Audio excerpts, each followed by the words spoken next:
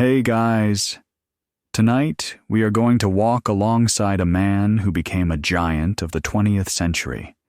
But we're going to start when he was just a small, quiet boy in a sleepy coastal town you've probably never heard of. We're traveling back to the western edge of India, to the shores of the Arabian Sea, to meet a young Mohandas Gandhi. You'll be there in the humid, salt-laced air as he navigates a childhood that was, by all accounts, deeply ordinary. We'll see the seeds of the man he would become, but also the timid, unremarkable boy he was. Your challenge, should you choose to accept it, isn't facing down an empire, but trying to reconcile this shy child with the man who would one day bring that empire to its knees. It's a transformation so profound, you'd be forgiven for thinking we're talking about two different people. Frankly, a quiet life as a lawyer in Gujarat probably had a better survival rate. So, before you get comfortable, take a moment to like the video and subscribe, but only if you genuinely enjoy what I do here. It's a quiet and simple way to support the channel. And while you're at it, I'd love to see where you're all watching from tonight. Post your city or country and the local time in the comments below. It's always a little magical to see this community gathered from every corner of the globe. Now, dim the lights. Maybe turn on a fan for that soft background hum. And let's ease into tonight's journey together. The night air in Porbandar is thick and heavy, carrying the scent of salt and drying fish from the port, mingled with the sweeter fragrance of jasmine tumbling over a nearby wall. It's the late 1870s, and the world feels both immense and incredibly small. From where you're standing, under the vast, star-dusted canopy of the Indian sky, you can hear the gentle, rhythmic shushing of the Arabian Sea. It's a constant, soothing presence in this town, the soundtrack to every life lived here. The streets, paved with uneven stones, are quiet now, save for the occasional bark of a distant dog or the soft lowing of a cow settling in its shelter. The day's oppressive heat has finally broken, leaving behind a comfortable warmth that clings to your skin. You find yourself drawn towards a large 3-story house, a warren of rooms built around a central courtyard. This is the Gandhi family home, what will one day be known as the Kirti Mandir, the Temple of Fame. But tonight, it's just a home. Inside, through a latticed window, you can see the flicker of an oil lamp casting long, dancing shadows on the walls. This is the world that is shaping a young boy named Mohandas. He isn't the Mahatma, the great soul. Not yet. He is simply Monia, his family's nickname for him. And he is, by his own admission, a deeply shy and fearful child. He's afraid of the dark, of ghosts, of snakes, and of his classmates. He's a middling student, showing no particular spark of brilliance. He's quiet, serious, and clings to the safety of his home. You see him in your mind's eye, a small, slender boy with prominent ears, listening intently as his mother, Putlabai, tells stories from the great Hindu epics, the Ramayana and the Mahabharata. She is a deeply devout woman, from a tradition that blends Vaishnava Hinduism with the strong Jain influences of the Gujarat region. It's from her, and from the very air of this place, that Manya first absorbs the principle of ahimsa, the sacredness of all living things, and the importance of causing no harm. He sees her fast for days on end, not as a penance, but as a method of self-purification. These are not grand lessons. They are simply the quiet, lived reality of his home. His father, Karam Chand, is the Diwan, or prime minister of this small princely state. He is a man known for his integrity and his temper, a pragmatic and respected figure navigating the complex politics of a region under the thumb of the British Raj. Now, it's a well-documented mainstream historical fact that at the tender age of 13, Mohandas was married to Kasturbai Kapadia, who was 14. For us, looking back, it seems impossibly young, a concept snatched from a different reality.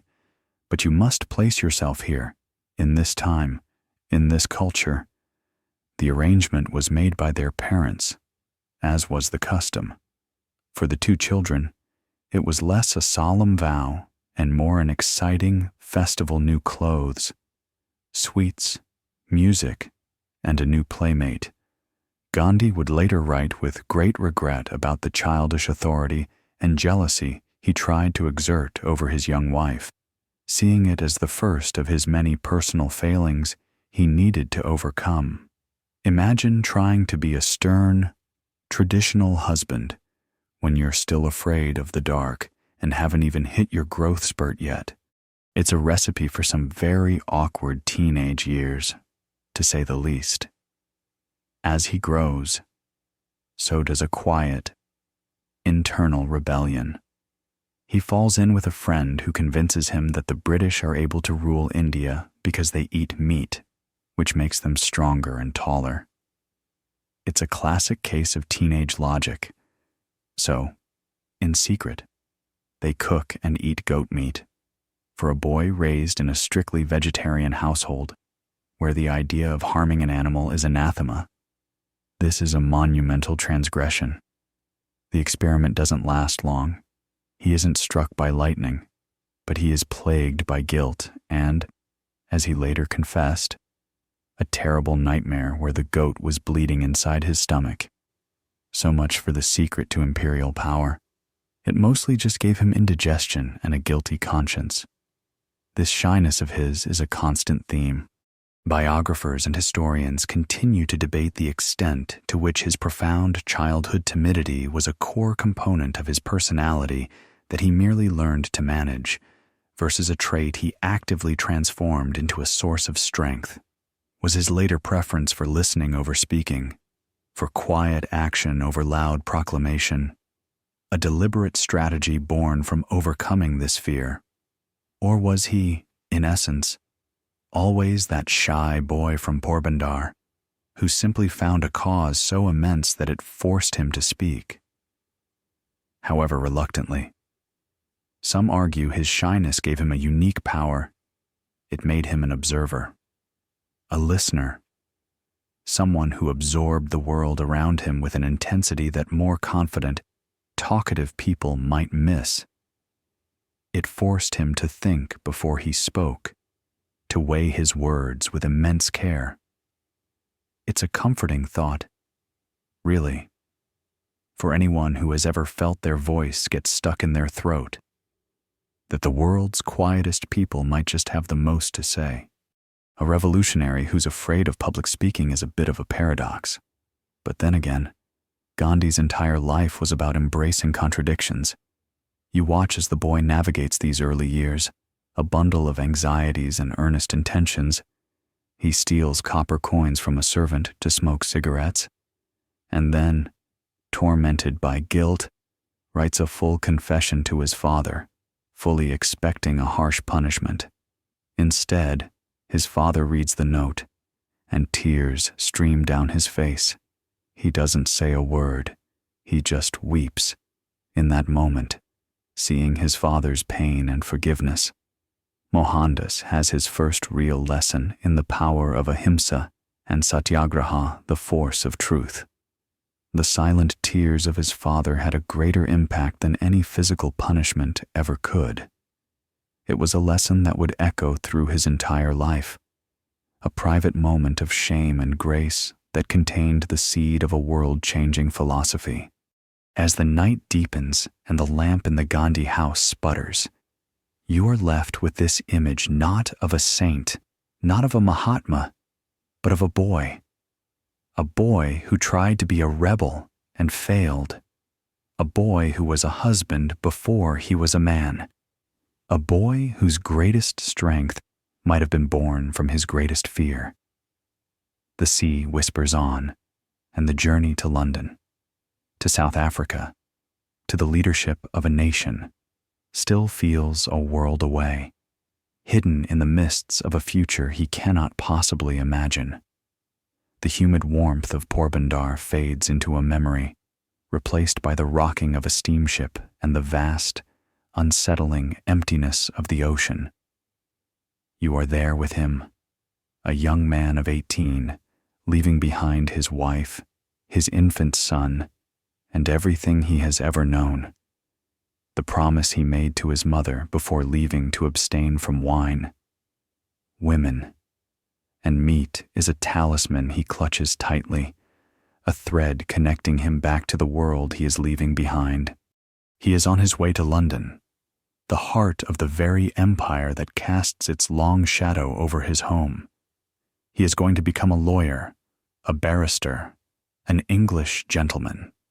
It is a path laid out for him, a practical step for a young man from a family of administrators. But as the shores of India recede, a profound sense of loneliness begins to creep in, as cold and deep as the water beneath the ship.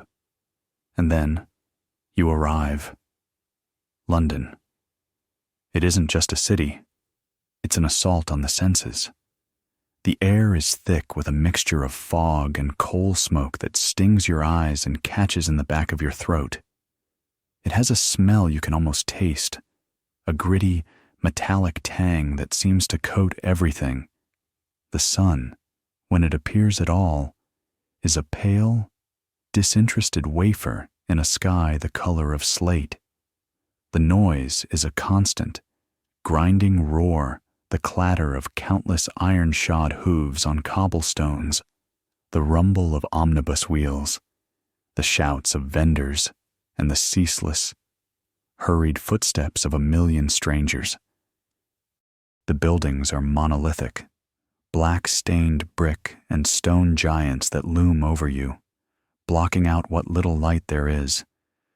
For a boy from the sun-drenched, open spaces of Gujarat, it is like landing on another planet, a very damp, very crowded, and very gray planet. His first few weeks are a blur of confusion and social awkwardness. He feels clumsy, out of place, utterly foreign. The simple act of eating is a daily trial. Back home, his vegetarianism was normal, a given. Here, it is a bizarre and inconvenient eccentricity. His landlady serves him plate after plate of boiled cabbage and soggy bread. He is perpetually hungry and too shy to explain his needs properly. You can almost feel his stomach rumbling in sympathy. It's a far cry from the rich, spiced vegetable stews of his mother's kitchen. Forget shaking an empire. At this point, the biggest challenge is just finding a decent meal without violating a sacred vow. Determined to conquer this alien world, he embarks on a project. He decides he must become a proper English gentleman. He buys expensive, tailored suits from the most fashionable shops, a silk top hat that feels absurdly perched on his head, and even a silver-tipped cane. He begins a methodical, and rather comical, campaign of self-improvement. He hires tutors, not for law, but for the essential gentlemanly arts. He takes lessons in dancing, but his feet feel like lead, refusing to follow the rhythm. He tries to learn the violin, producing sounds that would make the neighborhood cats wince. He even takes elocution lessons to soften his accent and learn the proper inflections of polite English society.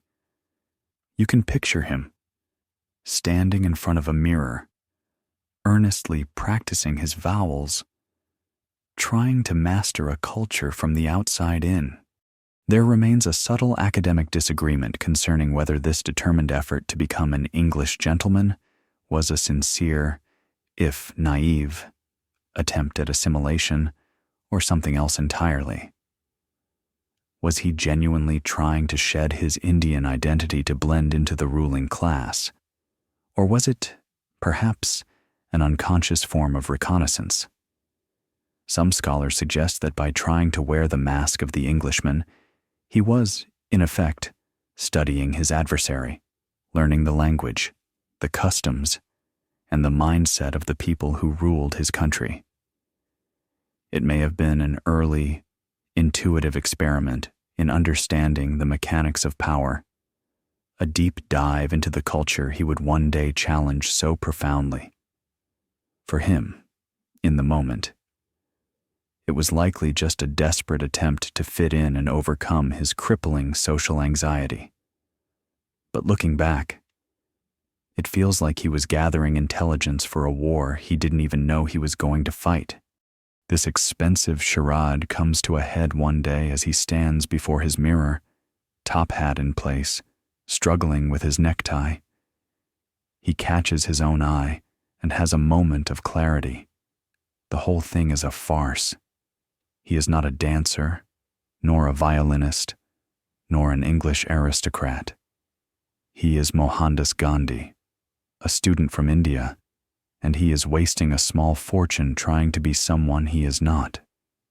The pursuit of gentlemanly arts, he realizes, is not the same as the pursuit of character. It's a turning point. He cancels the lessons, sells the violin, and, in a move that would delight any struggling student today, he starts keeping a meticulous, penny-by-penny account of his expenses. Forget fancy finance apps. This was old-school discipline, tracking every shilling spent on laundry and bus fare, simplifying his life until his budget balanced perfectly. It's around this time that he finally solves his food problem. While wandering the city, searching for a decent vegetarian meal, he stumbles upon a small restaurant and, in its window, a book that will change the course of his life in London, A Plea for Vegetarianism, by Henry Salt. He goes inside, has his first proper meal in what feels like ages, and buys the book. Reading it, he has an epiphany. For the first time, his diet is not just an inherited tradition or a promise to his mother. It becomes a reasoned, moral choice. This leads him to find the London Vegetarian Society. It is here, among these eccentric, intellectual, high-minded English men and women, that he finally finds his tribe. This becomes a mainstream historical fact. Gandhi's active membership in the London Vegetarian Society was a formative experience. He wasn't just a member, he became a passionate advocate, joining the executive committee and even writing articles for their journal. In these meetings, the shy boy who could barely speak up in class finds his voice. He is no longer just an oddity. He is a man of principle, an expert, even. He is an Indian vegetarian among English vegetarians, and his experience is valued. They discuss philosophy, ethics, and diet with a seriousness that delights him. This small community gives him the confidence and the sense of belonging he has been craving since the moment he stepped off the boat.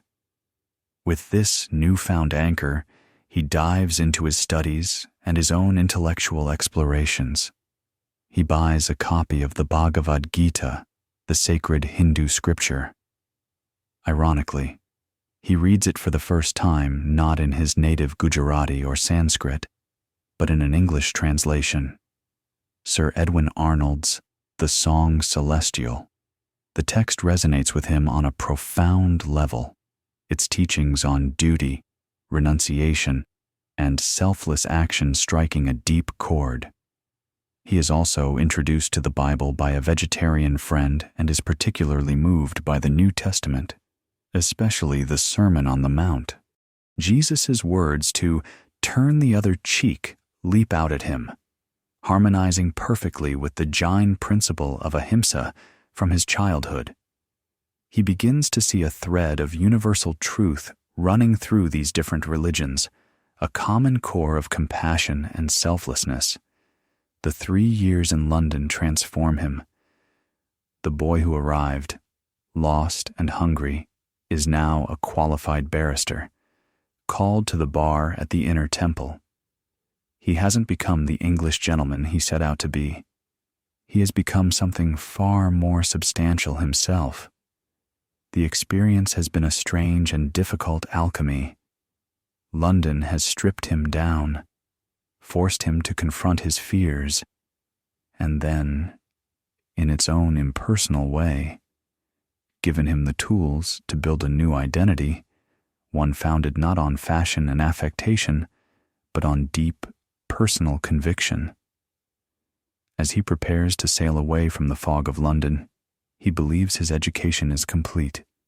He is a lawyer now. He has a career ahead of him. He accepts a modest, 1-year contract to assist with a legal case in another corner of the British Empire, South Africa. It sounds straightforward enough. A simple job in a new place. He has no idea that the real test, the one that London was merely a prelude for, is about to begin. The journey from England to South Africa is a passage from one kind of cold to another. You leave behind the damp, gray chill of a London winter and arrive under the fierce, unfiltered sun of Durban in the colony of Natal. The heat hits you like a physical blow, heavy and shimmering off the dusty streets. The light is so bright it makes you squint, bleaching the colors from the world. He arrives here in 1893 not as a student, but as a professional. He is Mohandas K. Gandhi, barrister at law, dressed in a perfectly tailored English suit and frock coat. He feels the part. He has the qualifications, the clipped accent he practiced so diligently, the confidence of a man who has passed his exams at the heart of the empire. That confidence, you can feel, will last for about a day. His crisp wool suit might have been the height of fashion in London, but here, it's about as practical as bringing a snowman to the desert. He is here for a specific, year-long contract to assist in a commercial dispute between 2 wealthy Indian merchants. It's a good first gig, a chance to apply his trade. But from the moment he steps into a courtroom, he senses that the rules are different here. When the magistrate orders him to remove his turban, he refuses, citing it as part of his professional Indian dress, and leaves the court in protest. It's a small act of defiance, but it's the first tremor of the earthquake to come. He quickly learns the vocabulary of this new land, and the words are sharp and ugly. He hears himself and other Indians, regardless of their status, being referred to as coolies or Sammies. He, the London-trained barrister, is dismissed as a coolie barrister. The term is a slap in the face, intended to strip away his dignity, to lump him in with the thousands of poor, indentured laborers brought from India to work the sugar plantations. The carefully constructed identity of the English gentleman he had built in London shatters against the hard reality of colonial South Africa. Just over a week after his arrival, he must undertake a long journey inland to Pretoria, the capital of the Transvaal Republic, where the legal case is centered. He is a man of professional standing, traveling for his work, so naturally, he purchases a first-class train ticket. You are there with him as he settles into the plush velvet seat of the carriage. The steam engine hisses and groans, and with a lurch, the journey begins. For a while, it is pleasant enough. The train rattles along, carrying him away from the humid coast and up onto the high plains. The vast, open country known as the veld. Through the window, you see the landscape change, the lush greenery giving way to rolling hills of dry grass, dotted with acacia trees. The sun begins to set, painting the sky in fiery strokes of orange and purple. The air grows cooler. He is wrapped in his own thoughts, a young lawyer on his way to his first major assignment. The train pulls into a station called Pietermaritzburg, the capital of Natal. The halt is brief. A white man enters the carriage, takes one look at Gandhi's brown skin, and immediately leaves to find the conductor. You feel the atmosphere in the carriage shift, a sudden chill that has nothing to do with the evening air. The conductor appears. He is polite, but firm. Gandhi is told he must move to the van compartment, the carriage at the back typically used for luggage and third-class passengers. Gandhi refuses. He holds up his ticket, a small, powerful piece of paper that proves his right to be there. I have a first-class ticket, he insists. The conductor is unmoved. It doesn't matter. He replies, "You must go to the van." When Gandhi still refuses, the conductor threatens to have him removed by a police constable. "You may," Gandhi says, his voice quiet but steady. And so it happens. This is the mainstream historical fact that echoes through his entire story. The moment the world pivoted on its axis for him. At Pietermaritzburg, a constable is called, and Mohandas Gandhi is unceremoniously thrown off the train. His luggage is tossed onto the platform after him. The train, with its warm, lamplit carriages and its oblivious passengers, gives another hiss and slowly pulls away, its red taillights disappearing into the gathering dark, leaving him utterly alone on the deserted platform. The night is bitterly cold. The high-veld winter bites deep, a dry, piercing cold that seems to seep into your very bones. You find yourself with him in the station's waiting room. It is a small, dark space, offering little protection from the wind that whistles through the cracks in the building. There is no light, save for the dim, distant glow of a signal lamp. The bench is hard and unyielding. This is where the transformation takes place, in the shivering, silent hours of this long night. All the slights, all the whispered insults, all the subtle and not so subtle racism of the past week coalesce into this one, profound moment of humiliation. His first thought is to flee, to take the next train back to Durban, back to the coast, and then by boat back to the safety of India. Who could blame him?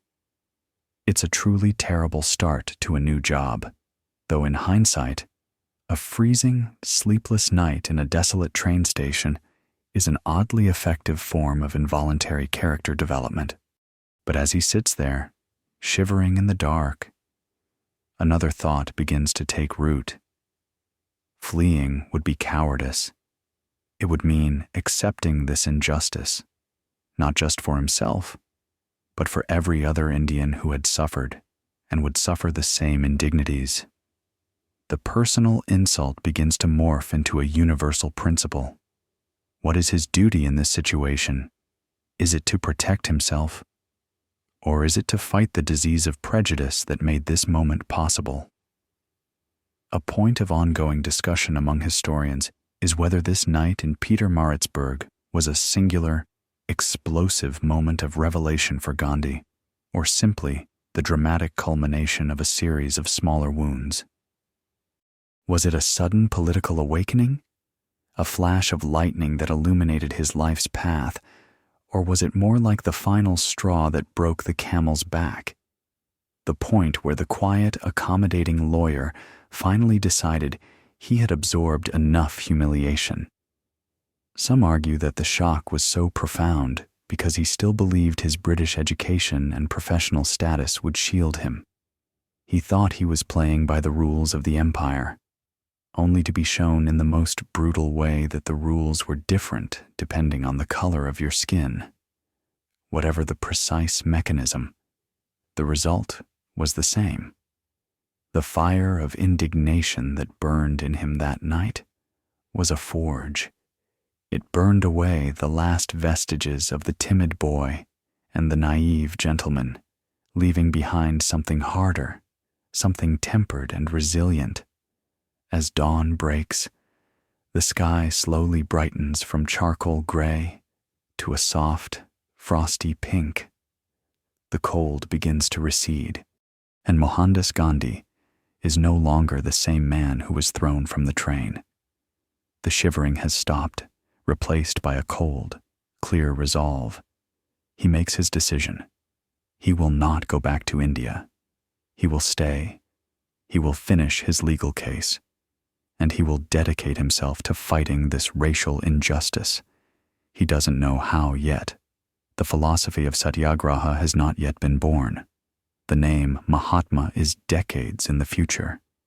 But the seed has been planted, here in the frozen soil of this forgotten railway station. When the next train to Pretoria arrives, he boards it. He is still a small, quiet man in a slightly rumpled suit. But now, there is a new light in his eyes, a fire. The coolie barrister is about to begin his real work, having arrived in Pretoria. A man remade by a cold night of conviction. You now walk beside him into the next chapter. The legal case that brought him here continues, a thing of contracts and ledgers. But in the quiet hours after his work is done, a new, more profound case begins to take shape. The case for the dignity of his people. He calls his first meeting of the local Indian community. You're there in the room, watching this still shy man of 24 stand before his elders and peers. He has written a speech, and his hands tremble slightly as he holds the paper.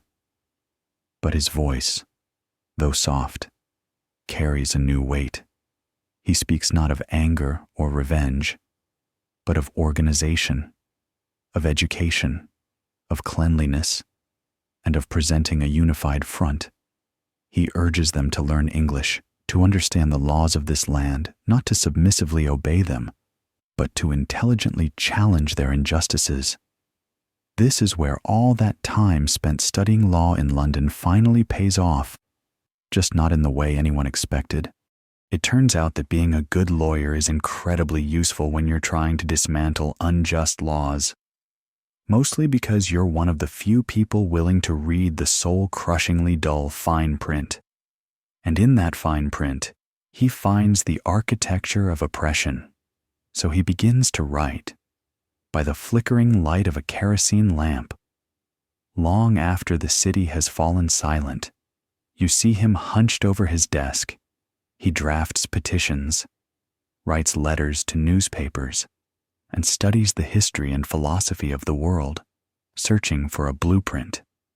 He is looking for a way to fight a power that has all the guns, all the police, and all the prisons, without becoming a mirror image of that power. He reads voraciously.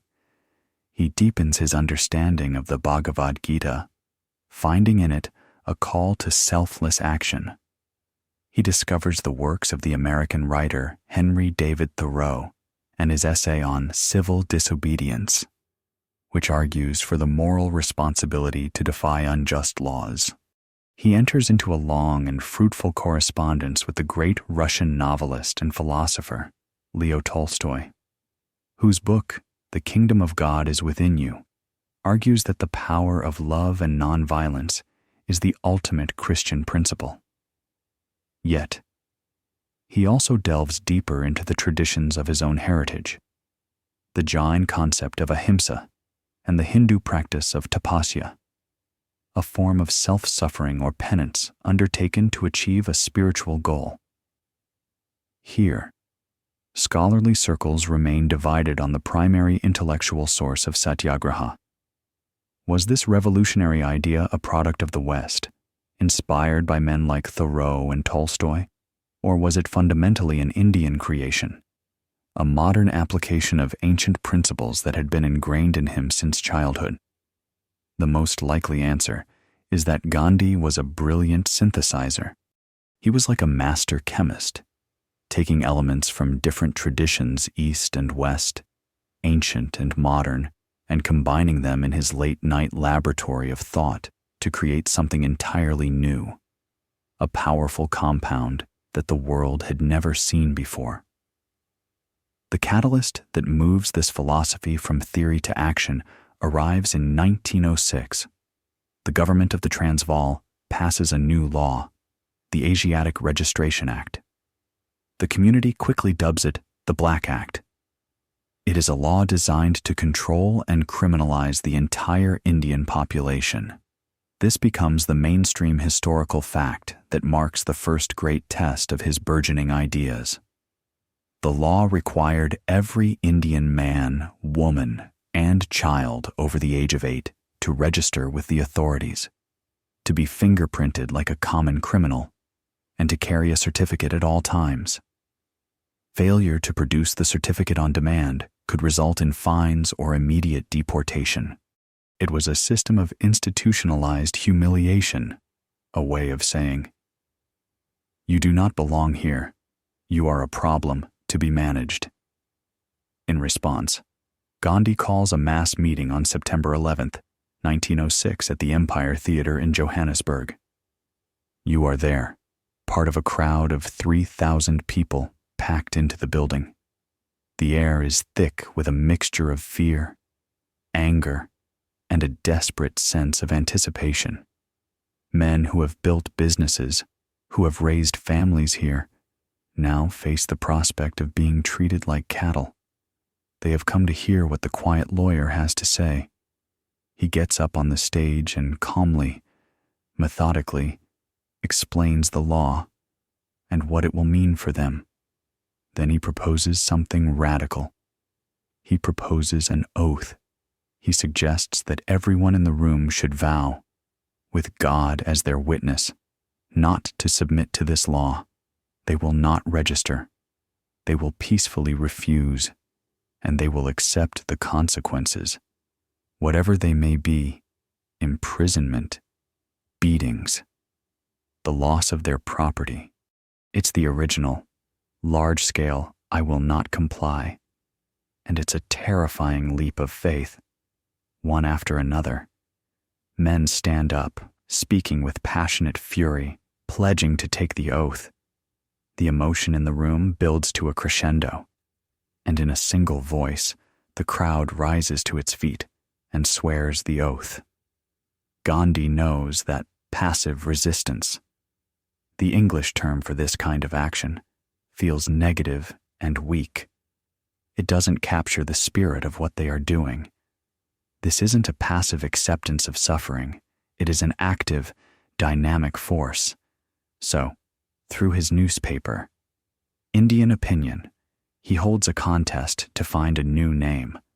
The winning entry combines two Sanskrit words, satya, which means truth, and agraha, which means holding firmly to or insistence. Satyagraha, the force born of truth and love, soul force. It is a perfect name. It reframes the struggle entirely. They are not simply resisting a law. They are holding firmly to the truth of their own dignity. The first Satyagraha campaign begins. It is a slow, grinding, and deeply difficult struggle. You see men and women calmly picketing the registration offices, urging their countrymen not to sign up. When the deadline passes, and only a few hundred out of a population of thousands have registered, the government begins its crackdown. Gandhi is one of the first to be arrested. You see him sentenced to 2 months in a squalid Johannesburg jail. He accepts the sentence almost cheerfully. The campaign escalates. In a dramatic act of defiance, the Satyagrahis gather outside a mosque and burn their registration certificates, the few that they had been issued, in a large, flaming cauldron. It is an act of liberation. But this is not a romantic adventure. It's incredibly difficult to convince ordinary people with families and businesses to willingly face prison and poverty. It's one thing to talk about nonviolence in a meeting hall. It's another to practice it when a policeman is twisting your arm or your children are going hungry. This is the great challenge of satyagraha. It requires more courage to endure violence without retaliating than it does to strike back. It demands a level of discipline that is almost superhuman, especially when your opponents are, shall we say, extremely proficient in the use of force. The struggle lasts for 8 long years. There are waves of protest, followed by periods of quiet. There are negotiations with the statesman Jan Smuts, which lead to compromises and then betrayals. Gandhi is jailed multiple times. Many are ruined financially. Some are deported. A few are even killed. Yet, slowly, impossibly, the method begins to work. The government can imprison people, but it cannot force them to comply. The jails fill up. The sheer persistence of the satyagrahis becomes an embarrassment. The campaign begins to draw attention internationally. Finally, in 1914, worn down by years of this relentless, peaceful pressure, the government yields. General Smuts, the very man who had jailed Gandhi, agrees to a compromise that repeals the Black Act and makes major concessions on other issues like the recognition of Indian marriages. It is a victory. It is not total, but it is real. Gandhi, the man who was once thrown off a train for the color of his skin, has now forced the government of that country to bend to the force of his will, a will he shares with thousands of others. The Forge of South Africa has completed its work. He came as a lawyer. He will leave as a strategist, a philosopher, and the inventor of a new way to fight for freedom. The year is 1915. After 21 years in the harsh, clarifying forge of South Africa, he finally sails for home. You are with him on the deck of the steamship, watching the coastline of Africa fade into the horizon. He is no longer the awkward boy who left for London or the naive lawyer who arrived in Durban. He is 45 years old now, a husband, a father, and a leader of a successful political struggle. He is the inventor of satyagraha. He is returning to India a hero. But as the ship plows through the vast, warm expanse of the Indian Ocean, a quiet apprehension settles over him. The India he holds in his memory is the India of his youth. The country he is returning to is, in many ways, a foreign land. When the ship docks in Bombay, his fears are realized amidst a scene of chaotic celebration. He is greeted by enormous crowds. Garlands of marigolds are piled high around his neck, and cries of "Gandhi Ji" fill the air. He's become something of a legend in his absence, a bit like a modern-day viral sensation returning to their small hometown. Everyone has heard the stories, but they're not quite sure what to make of the man himself. This small, unassuming figure with prominent ears and a quiet demeanor, dressed in a simple tunic and turban. He is gracious, but you can feel his discomfort. He feels like an outsider, celebrated for victories in a distant land by people whose current struggles he does not yet understand. Among the well-wishers is a man he deeply admires, Gopal Krishna Gokhale, a senior leader of the Indian National Congress and one of the most respected political minds in the country. Gokhale sees both the immense potential in Gandhi and the danger of his foreignness. He gives Gandhi a piece of advice that will prove to be profoundly wise, and it is a mainstream historical fact that Gandhi followed it to the letter. Gokhale tells him to spend his first year back in India as a period of probation. Keep your ears open and your mouth shut, he advises. He wants Gandhi to travel the length and breadth of the subcontinent, to observe, to listen, and to reacquaint himself with the soul of the nation before uttering a single political opinion. He needs to find the real India, not the one debated in the drawing rooms of Bombay and Calcutta, but the one that lives and dies in its 700,000 villages. And so, his great Indian odyssey begins. And he makes a crucial decision about how he will travel. He will not go as a dignitary in a comfortable first-class compartment. He will travel in third class. You are there with him as he shoves his way into the teeming, chaotic scrum of a third-class railway carriage. The air is a thick soup of smells, sweat, dust, diesel fumes, and the fragrant aroma of countless tiffin boxes packed with spiced food. The wooden benches are hard, the compartments are filthy, and you are squeezed in so tightly you can barely breathe, surrounded by a vibrant, noisy, overwhelming press of humanity. It's an experience designed to strip away all pretense. For Gandhi, it is perfect. It is an immersion. It is also, you can't help but think, a highly effective, if rather involuntary, method for practicing the high-minded principle of renunciation.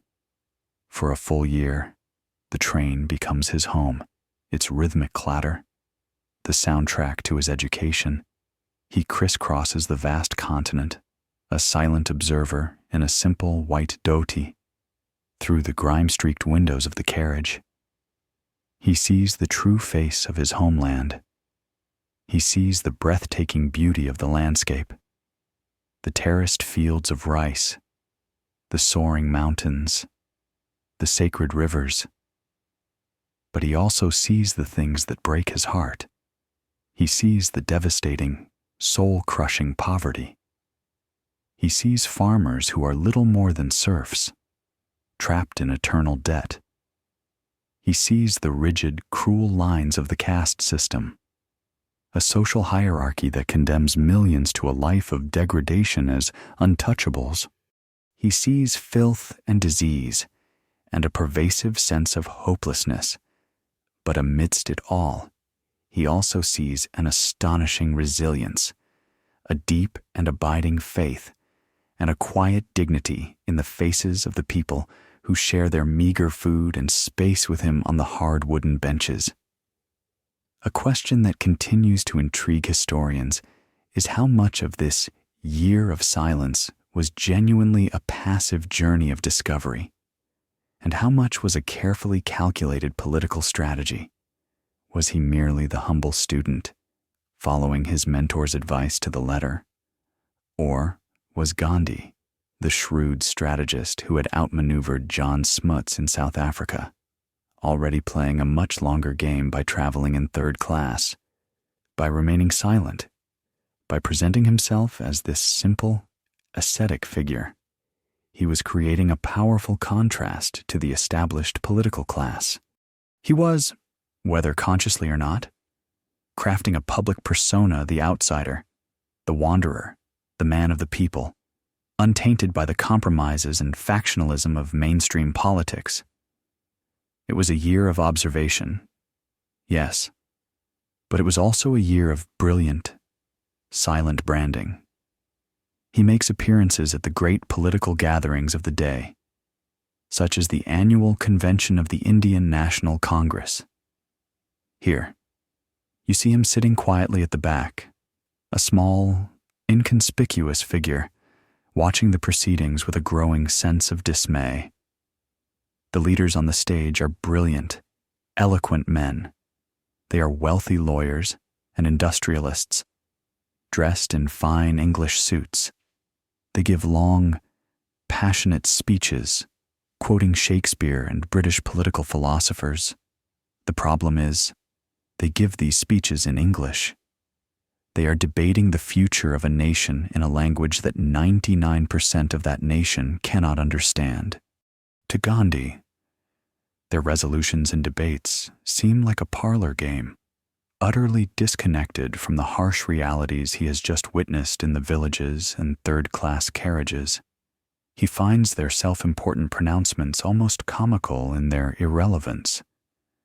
During this year, he also lays the foundation for his own future work. He travels to Ahmedabad, in his home state of Gujarat, and establishes a small communal settlement on the banks of the Sabarmati River.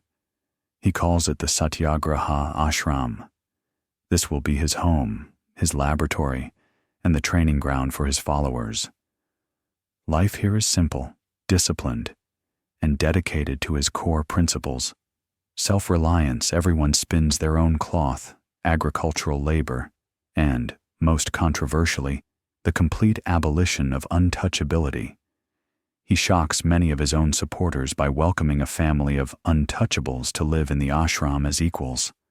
As the year draws to a close, the silent observer is ready to find his voice. The probationary period is over. He is no longer a stranger. He has looked into the eyes of India and seen its pain, its divisions, and its immense untapped strength. He has diagnosed the sickness. Now, he believes he has the cure. He is no longer just the hero of South Africa. He is a man with a mission for India, a mission that will begin not with a grand political declaration, but in a small, remote district, fighting for a group of peasants being forced to grow a crop they cannot eat. The year of listening is over. The time for action is about to begin. The call to action, when it comes, does not arrive via a formal invitation from the Indian National Congress. It doesn't come from a wealthy patron or an influential politician. It comes in the form of a man named Rajkumar Shukla. He is a farmer from a place called Champaran, a remote district in the northern state of Bihar. He is not educated. He is not polished. But he is relentlessly, stubbornly persistent. He has heard of this man, Gandhi, who fought for the rights of Indians in South Africa, and he is determined to get his help. He follows Gandhi across the country, showing up at meetings and ashrams, waiting patiently, simply asking him to come and see the injustice being done to the indigo sharecroppers in his home district. You have to admire the strategy. While the politicians were composing eloquent letters, this one farmer's sheer unglamorous persistence is what finally captures Gandhi's attention. Intrigued by this man's tenacity, Gandhi agrees to go. You travel with him in 1917 as he journeys into the heart of Bihar. As you step off the train in Champaran, you feel as though you've entered a different country, a kingdom within the larger empire. This entire region is dominated by British planters, who live in sprawling bungalows with vast verandas, while the Indian tenant farmers live in squalid huts. The very air here feels heavy with a quiet, simmering resentment that has lasted for generations. Gandhi has come to investigate the system that Shukla complained about, a system known as Tinkathia. This system is the mainstream historical fact at the core of the dispute. Under the Tinkathia system, tenant farmers were bound by a long-standing contract to plant 3 out of every 20 parts of their land with indigo for their British landlords. The planters decided the price, which was, of course, pitifully low. The real crisis began when German chemists developed a cheap, synthetic indigo dye, causing the market for the natural crop to collapse. The planters no longer wanted the indigo, but they refused to release the farmers from their contracts unless they paid a huge, crippling fee. It was extortion, plain and simple, enforced with the full backing of the colonial legal system. Gandhi's arrival sends shockwaves through the district. To the planters and the local British officials, he is a dangerous outsider, a professional agitator come to stir up trouble. He has barely begun his work. Meeting with local lawyers, and trying to get a feel for the situation, when he is served with an official notice from the British Commissioner. The notice orders him to leave Champaran at once. You are with him as he receives the document. This is the moment of truth. This is the first test of satyagraha on Indian soil. Will the method that worked in the urban environment of South Africa translate to this feudal, rural backwater? He takes the notice, and on the back of it, he calmly writes his reply. He acknowledges receipt of the order and states, with unwavering politeness, that he has no intention of complying. He is immediately summoned to appear in court the next day. The news spreads through the villages like a wildfire, passed by word of mouth from one farmer to another. The next morning, when Gandhi arrives at the small, whitewashed courthouse, an astonishing sight greets him. The entire grounds are swamped with thousands upon thousands of peasants. They have walked for miles, through the night, to be here. They are silent, watchful, and packed so tightly that the officials can barely get through. These people have no real idea who Gandhi is. They have just heard that there is a Mahatma, a great soul, who has come to help them, and that he is now in trouble for their sake.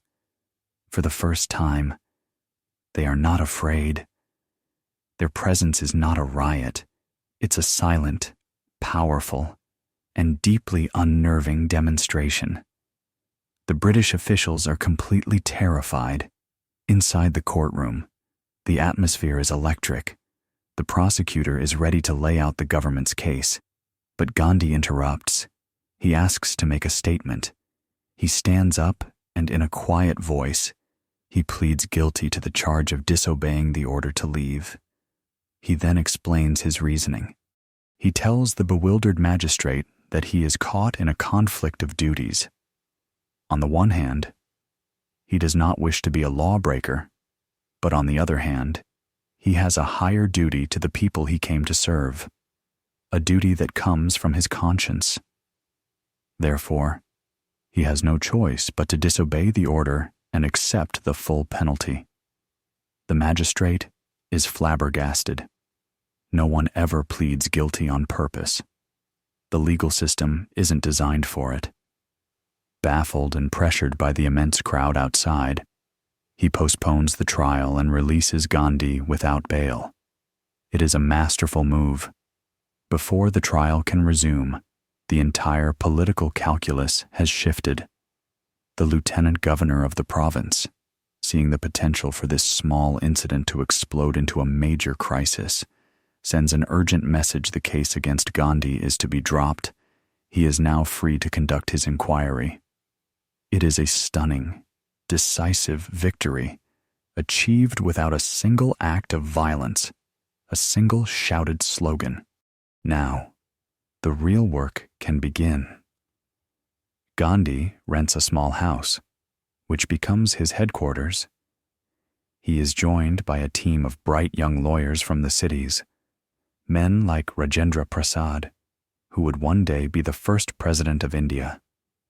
You can just imagine these men, used to the comforts of city life, having to trade their polished leather shoes for the thick, sucking mud of the village paths as they follow this strange little man on his quest. Debate continues within academic circles regarding the British authorities' true motivation for this sudden reversal. Was it, as it appeared, a moral victory, a case where the clear justice of Gandhi's position was undeniable?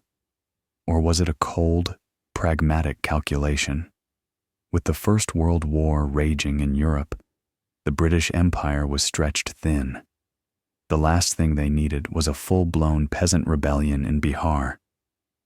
Perhaps they simply decided that letting one man ask questions was a far smaller risk than trying to suppress the hope he had unleashed. With the legal threat gone, Gandhi and his team begin their methodical work. For months, they travel from village to village. You are with them, sitting on the dirt floor of a dark, smoky hut, listening as farmer after farmer comes forward to tell his story. Their voices tremble at first. Unused to being listened to by anyone of importance, they tell of decades of abuse, of beatings, of illegal fees, of a lifetime of servitude. Gandhi and his lawyers listen patiently, cross-examining, verifying, and meticulously writing everything down. They amass a staggering 8,000 detailed testimonies. He was, in a way, weaponizing the British love of bureaucracy, building a mountain of paperwork so high that even the colonial government couldn't ignore it. Faced with this irrefutable mountain of evidence and the growing, organized power of the peasants, the government has no choice but to act. They appoint an official commission of inquiry, and in a move that shows how much the tables have turned, they invite Gandhi to be a member, representing the farmers. The evidence is so overwhelming that the commission finds decisively in favor of the tenants. The hated Tinkathia system is abolished forever. The planters are ordered to refund a portion of the money they had illegally extorted. The victory is complete. But the real change was not in the law. It was in the minds of the people. The farmers of Champaran, who had been bowed by fear for generations, had stood up, looked their oppressors in the eye, and with the help of a quiet man in a loincloth, they had won. Gandhi's methods had been tested in the heart of India, and they had been proven true. The victory in the indigo fields of Champaran acts like a signal flare seen across the entire subcontinent. The quiet man who arrived from South Africa has proven his methods in the heart of rural India. His name, once whispered with curiosity, is now spoken with reverence. The title Mahatma begins to stick, much to his own chagrin. But the backdrop against which this personal victory is set is one of national betrayal. India had contributed massively to the British effort in the First World War, sending over 1 million soldiers and vast resources, all in the hope that their loyalty would be rewarded with a significant step towards self-government, or Swaraj. Instead, in 1919, they are handed the Rowlatt Acts, repressive laws that allow the colonial government to imprison anyone suspected of sedition without a trial. It is a slap in the face. And then comes the massacre.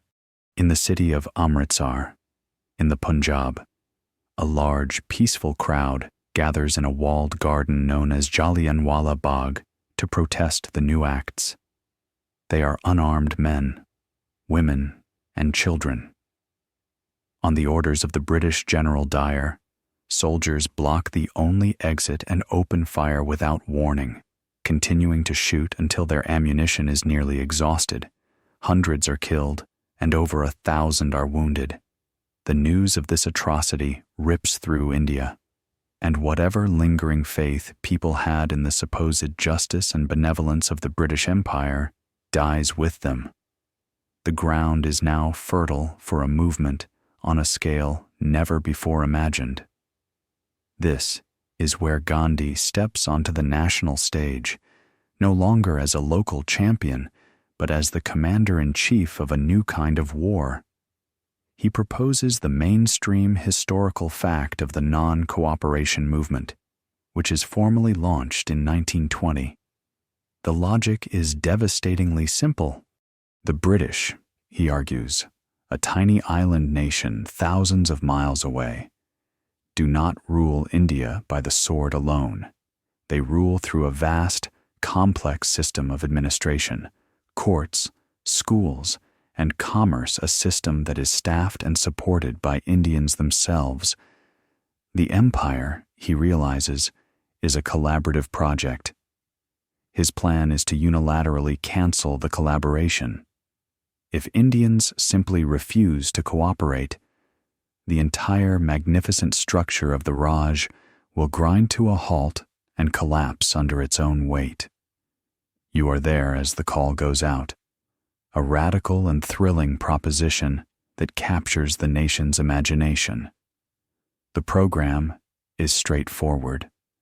Students are asked to boycott government-run schools and colleges. Lawyers are asked to abandon the British courts, a move that must have had a certain ironic appeal, a kind of takes one to know one protest against a legal system they knew from the inside out. Politicians are to resign their seats in the legislative councils, and everyone, absolutely everyone, is to boycott foreign goods, especially the cheap, machine-made textiles that poured in from the factories of Manchester, which had destroyed India's own vibrant weaving industry. It was the ultimate buy local campaign, but one where the future of a nation was at stake. To build the broadest possible coalition, Gandhi makes a bold and, for many, a controversial strategic alliance. He links the cause of Indian independence to the Caliphate movement. This was a campaign by India's large Muslim population who were incensed by the British plan to dismember the Ottoman Empire and abolish the role of its sultan, who they regarded as the caliph, the spiritual head of Sunni Islam. By championing their cause, Gandhi forged an unprecedented bond of unity between Hindus and Muslims.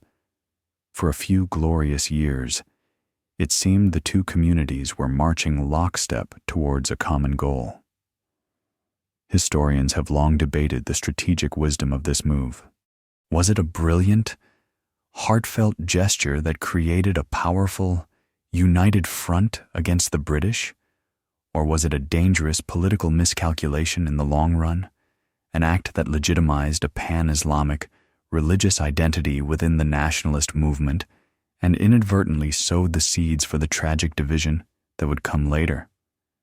In the moment, however, it felt like a masterstroke. But non-cooperation couldn't just be about rejection. It had to be about creation. If you boycott British cloth, you must have something to wear. If you leave a British school, you need a national school to attend. This positive, constructive program was summed up in one powerful word, Swadeshi, or self-reliance, and its symbol became the most humble of tools, the spinning wheel, the charkha. Gandhi elevates the charkha from a simple domestic implement to a sacred instrument of national liberation. It is, you can't help but admit, a slightly strange idea that a nation could spin its way to freedom. Yet, it was an act of pure genius. Spinning was something everyone could do, rich or poor, man or woman, in every corner of the country. It was a way to participate directly in the freedom struggle from your own home. You can almost hear the sound that begins to sweep the nation, a gentle, rhythmic, humming whisper. It's the sound of thousands, then millions, of spinning wheels. It becomes the new sound of the Indian night, a quiet, persistent, and deeply revolutionary act. The rough homespun cloth they produce, known as khadi, becomes the uniform of the movement. To wear khadi was to wear your patriotism on your sleeve, to visibly declare your allegiance to a free India. Bonfires are lit in public squares where people cast their fine, foreign-made clothes into the flames, a cathartic act of rejecting economic bondage. The movement reaches a fever pitch. The country is electrified. The boycott is stunningly effective. Imports of British cloth and other goods plummet. The colonial administration is shaken to its core. The viceroy writes panicked letters back to London, admitting that the movement is the most serious challenge the empire has ever faced in India.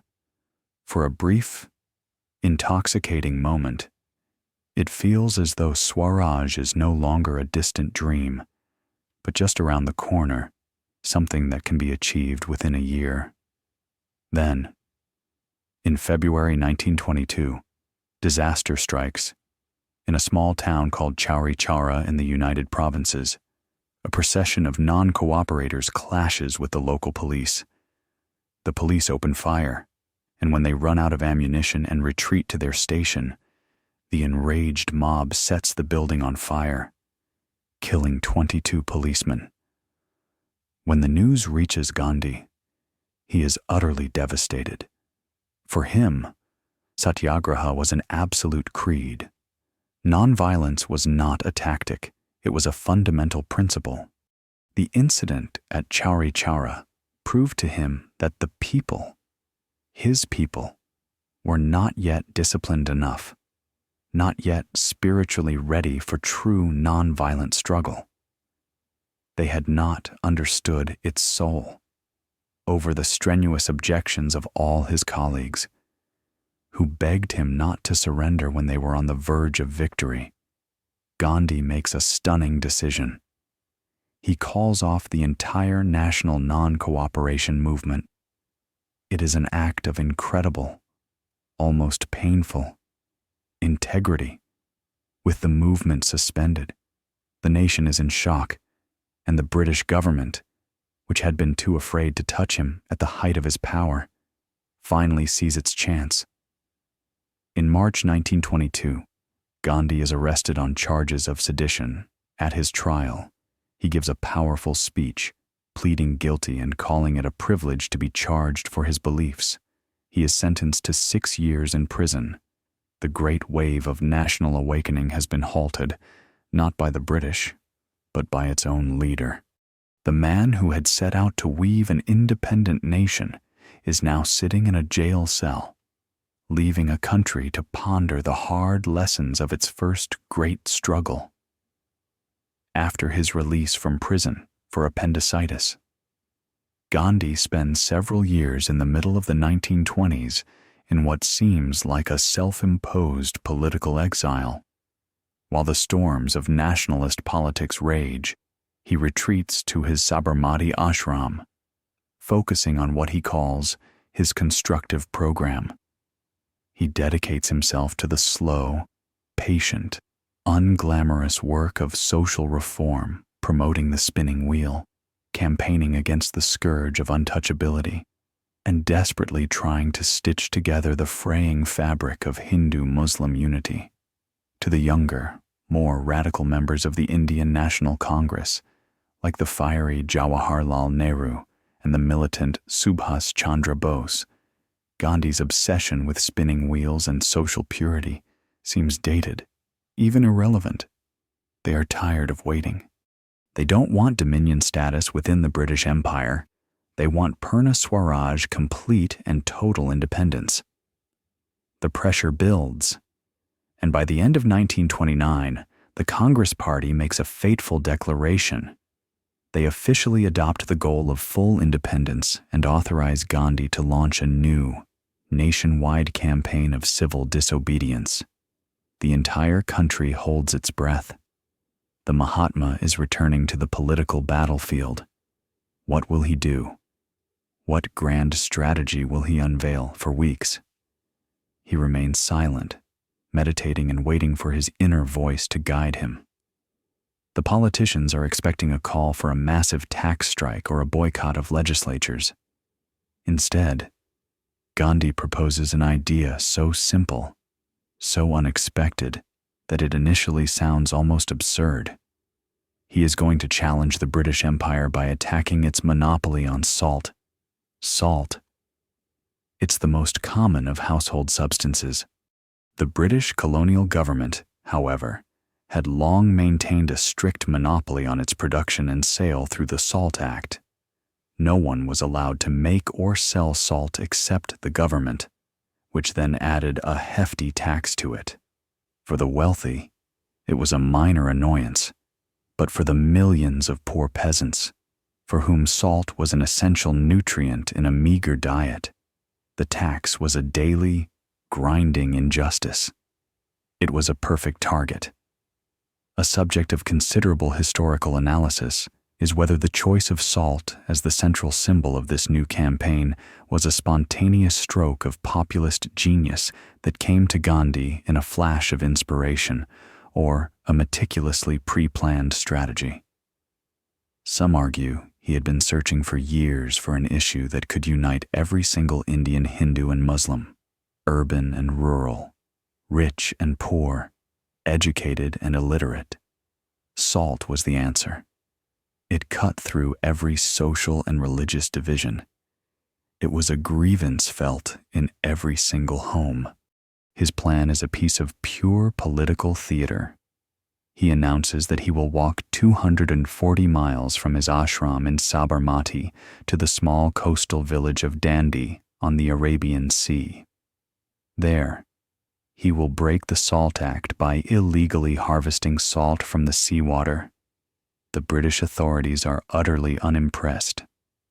The Viceroy, Lord Irwin, writes to London with smug condescension, expressing his disbelief that the leader of the opposition is planning a protest centered around salt, and stating that he, for one, is not losing any sleep over it.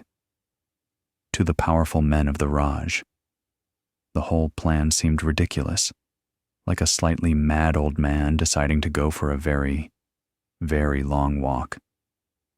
They decided the best course of action was to ignore him, confident the whole spectacle would fizzle out. It was a colossal miscalculation. On the morning of March 12, 1930, you are there in the immense crowd gathered outside the Sabarmati ashram. A path has been cleared, and then he emerges. Mohandas Gandhi, now 61 years old, looking frail but filled with a steely energy. He is dressed in his simple white loincloth, carrying a long bamboo staff. Behind him are 78 of his hand-picked, disciplined followers from the ashram. He gives a brief speech, and then, with a steady, determined pace, he begins to walk. The Salt March has begun. The journey itself is the message. It's a 24-day pilgrimage through the heart of Gujarat. They cover about 10 to 12 miles each day, a manageable pace that allows for maximum public engagement. This is not a silent, solitary trek. It is a moving carnival of protest. When they arrive in a village each evening, the entire population comes out to greet them. By the light of lanterns and the stars, Gandhi addresses the crowds. He doesn't just talk about the salt tax. He speaks of Swaraj, of the importance of spinning their own cloth, of the sin of untouchability, and he drills them again and again on the absolute necessity of nonviolence. He is not just marching, he is educating, preparing the entire countryside for the struggle to come. As the days pass, the spectacle grows. The initial column of 78 marchers swells as thousands of people, then tens of thousands, fall in line behind them. The march becomes a flowing river of humanity, a white-clad serpent of hope snaking its way towards the sea. The world's press descends. Journalists from Europe and America, who had initially been as skeptical as the Viceroy, now follow the marchers day by day, their reports turning this strange protest into a global event. You can imagine them, a rolling press conference trudging through the dust of rural India, trying to capture the essence of this bizarre and beautiful demonstration for their readers back home. On April 5th, after 24 days, the marchers finally reach the sea at Dandi. The crowd is now a vast ocean of people, camped out along the shore. Gandhi spends the day in rest and the night in prayer. The air is thick with anticipation. The next morning, just after dawn, he walks calmly down to the water's edge for a ceremonial bath in the waves of the Arabian Sea. Then, he walks along the muddy foreshore to a spot where the receding tide has left behind deposits of salt glistening in the morning sun. This is the moment. the mainstream historical fact that becomes an iconic image of the 20th century. In front of a silent, watching crowd and the clicking cameras of the world's press, Gandhi stoops down, scoops up a small lump of the salt-encrusted mud, and holds it aloft. It is an act of breathtaking simplicity. No grand speech, no dramatic confrontation, just a small, elderly man picking up a pinch of dirt. It's the most profoundly anticlimactic and therefore the most brilliant act of rebellion imaginable. He has broken the law. He has defied the empire. That single, simple act is the signal. It is as if a dam has broken. All across India, a wave of civil disobedience is unleashed. Ordinary citizens begin making and selling illegal salt in every city and village. Huge, peaceful raids are organized on the government's salt depots, where waves of nonviolent protesters walk calmly towards the police, knowing they will be brutally beaten, only to be replaced by the next wave. The movement broadens. Women, inspired by the courage of the marchers, come out of their homes in unprecedented numbers to picket shops selling foreign cloth and liquor. A nationwide refusal to pay taxes begins. The entire country is in open, peaceful revolt. The British government, realizing its catastrophic error, finally acts. A month after the march, in the dead of night, they arrest Gandhi. But it's far too late. The salt shaker has been overturned, and the contents have spread to every corner of the nation. The silly old man's long walk has shaken the British Raj to its very foundations. The sheer scale of the civil disobedience movement ignited by the Salt March puts the British Empire in an impossible position. They have filled the jails with over 60,000 peaceful protesters, including nearly every significant leader of the Indian National Congress. They have authorized brutal police crackdowns that are being reported with horror around the world. And yet, the protests continue, wave after wave. The Viceroy, Lord Irwin, the same man who had once laughed off the salt-making scheme, is forced to concede that ruling India without some measure of cooperation from Gandhi and the Congress is simply not possible. The man in the loincloth has become too powerful to ignore, and so, in a remarkable reversal, the gates of the prison swing open, and Gandhi is invited to the Viceroy's palace in Delhi for negotiations. You can picture the scene: the representative of the King-Emperor, surrounded by all the gilded pomp of imperial power, sitting down to talk as an equal with a man who owns little more than a pair of sandals, a spinning wheel, and some spectacles. This meeting leads to the Gandhi-Irwin Pact of 1931. It is a truce. Civil disobedience will be suspended, and in return, the government will release the tens of thousands of political prisoners. Crucially, Gandhi agrees to travel to London to attend the second Round Table Conference as the representative of the Congress Party. The journey to London is a spectacle in itself. He sails on the SS Rajputana, and he does not travel light, though his possessions are few. He brings his spinning wheel, which he uses daily on the ship's deck, and, in a move that must have baffled the ship's crew, he brings along his own goat to ensure a steady supply of fresh milk. One can only imagine the logistical headaches and the culture shock of a goat arriving in the bustling, chilly port of London. He is not traveling as a politician seeking power, but as a holy man, a pilgrim, bringing his entire ascetic world with him. When he arrives, he is a media sensation, but he shuns the opulent hotels offered to him in the West End, the traditional haunt of visiting dignitaries. Instead, you follow him to his chosen accommodation, Kingsley Hall, a Christian community settlement in the grim, working-class poverty of London's East End. He lives in a small, bare, cell-like room, sleeping on a simple mat on the floor. He has chosen to live among the poor, to be a neighbor to the very people whose livelihoods in the textile mills have been affected by the boycott of British cloth that he himself had championed. Every morning, he rises at 4 a.m. for his prayers, then takes a long walk through the foggy streets, greeting the factory workers and charming the local children who call him Uncle Gandhi. This sets the stage for the central visual drama of his visit. This is the mainstream historical fact.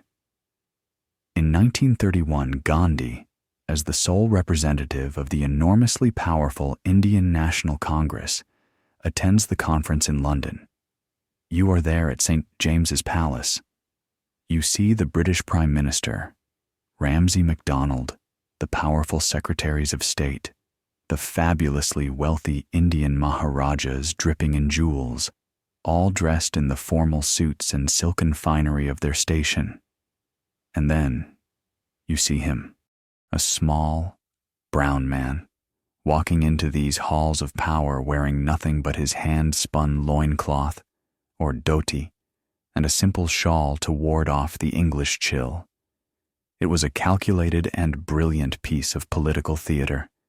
His very presence, his near nakedness, was a political statement, a stark visual reminder of the impoverished, exploited masses of India for whom he spoke, in the buttoned-up, fashion-conscious world of European diplomacy.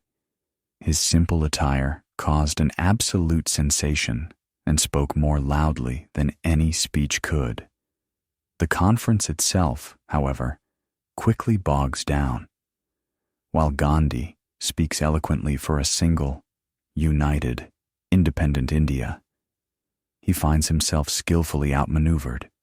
The British have packed the conference with delegates specifically chosen to highlight India's divisions, representatives of the princely states, of various religious minorities like Muslims, Sikhs, and Christians, and, most notably, a brilliant and formidable representative for the depressed classes, or untouchables, Dr. B.R. Ambedkar. Gandhi claims to speak for all of India, but they each demand separate political protections and electorates, fearing that their rights will be subsumed by the Hindu majority in an independent nation. The ultimate failure of the conference has led to considerable historical debate over Gandhi's own strategy and its role in the outcome. Was his unwavering insistence that he represented everyone, including the Muslims and the untouchables, a principled, noble stand for a single, indivisible Indian nation? Or was it a strategic and tactical error? Some historians argue that by refusing to seriously engage with the legitimate fears of minority groups, he underestimated their resolve and walked straight into the classic British trap of divide and rule. His profound disagreement with Dr. Ambedkar, who argued passionately that the untouchables needed separate political representation to escape the tyranny of the caste system, was particularly damaging.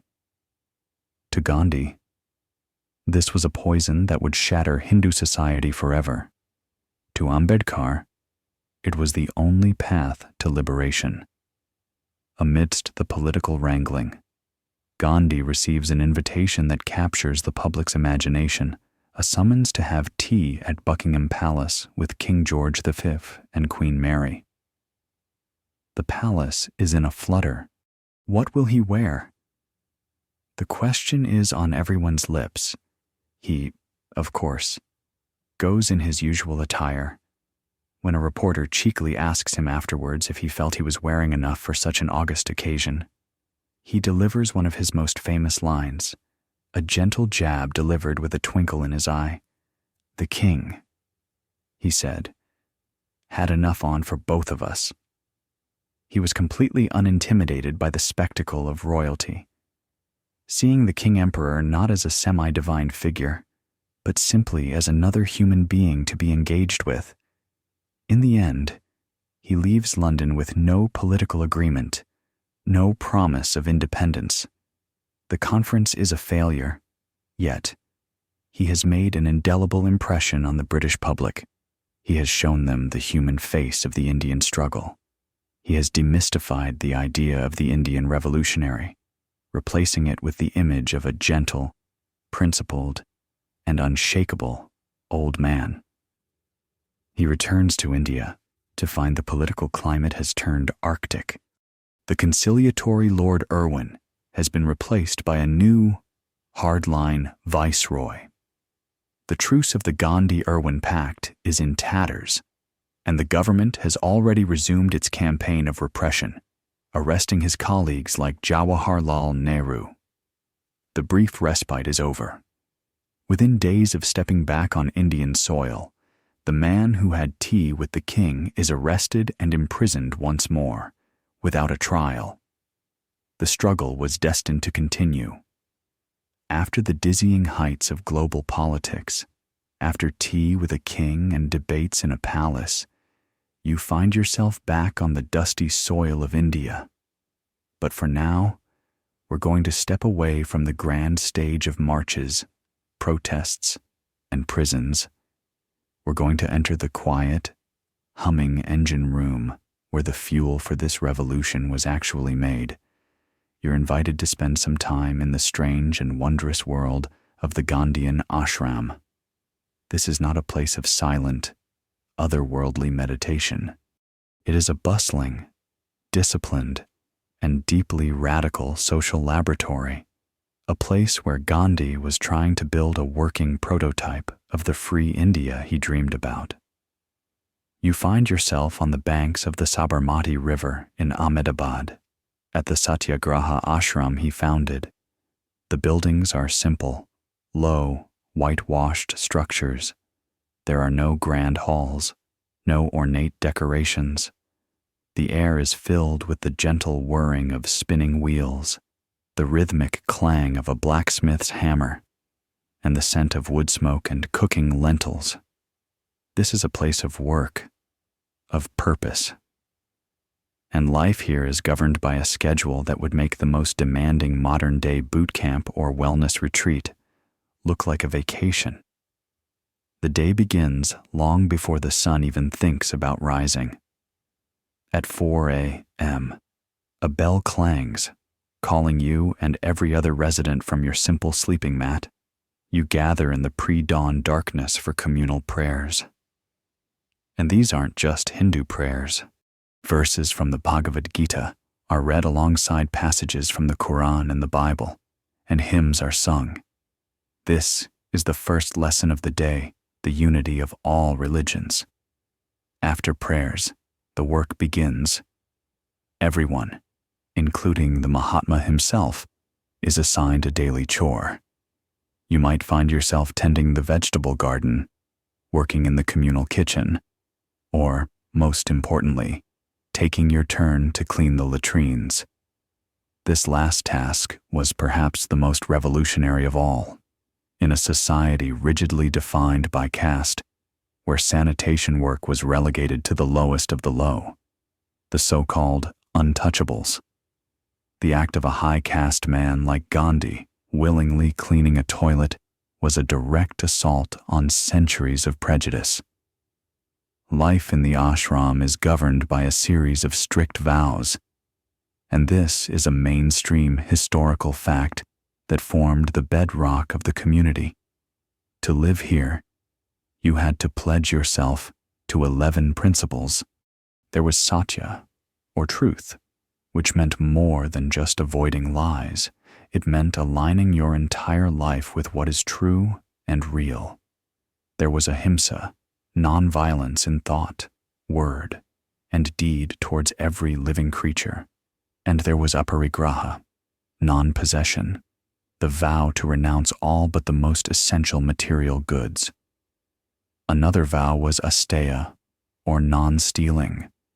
Gandhi, in his typical way, expanded this to mean not just refraining from taking what isn't yours, but also not taking more than you need, which is a principle most of us could probably remember the next time we're faced with an all-you-can-eat buffet.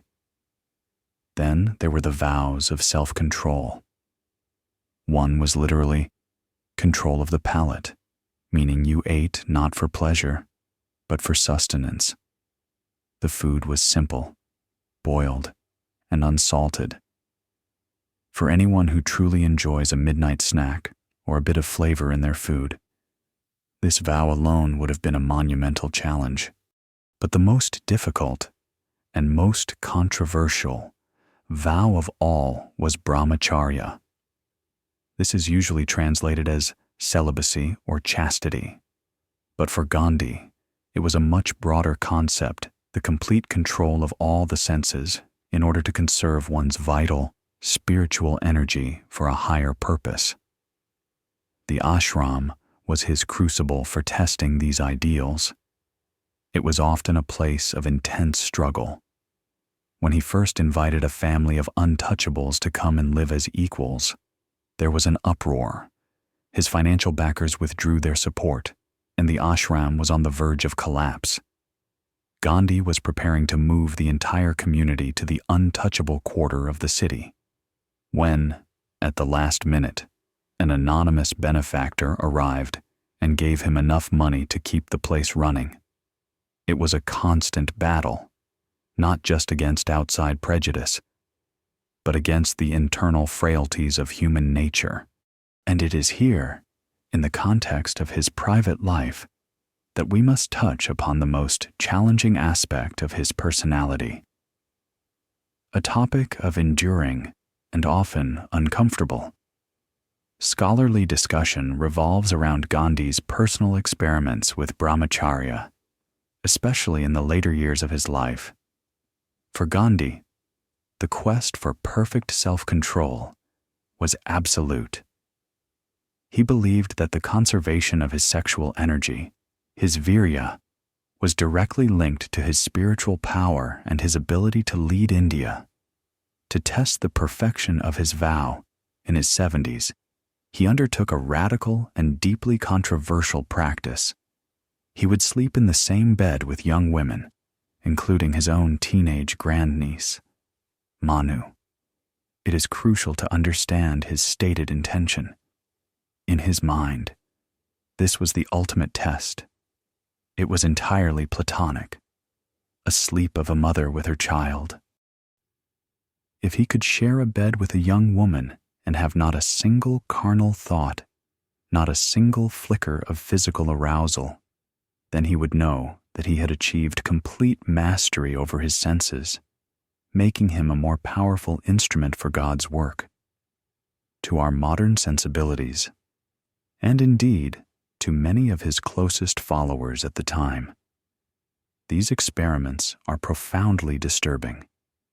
They raise complex and unsettling questions about gender, power dynamics, and the psychological boundaries of spiritual asceticism.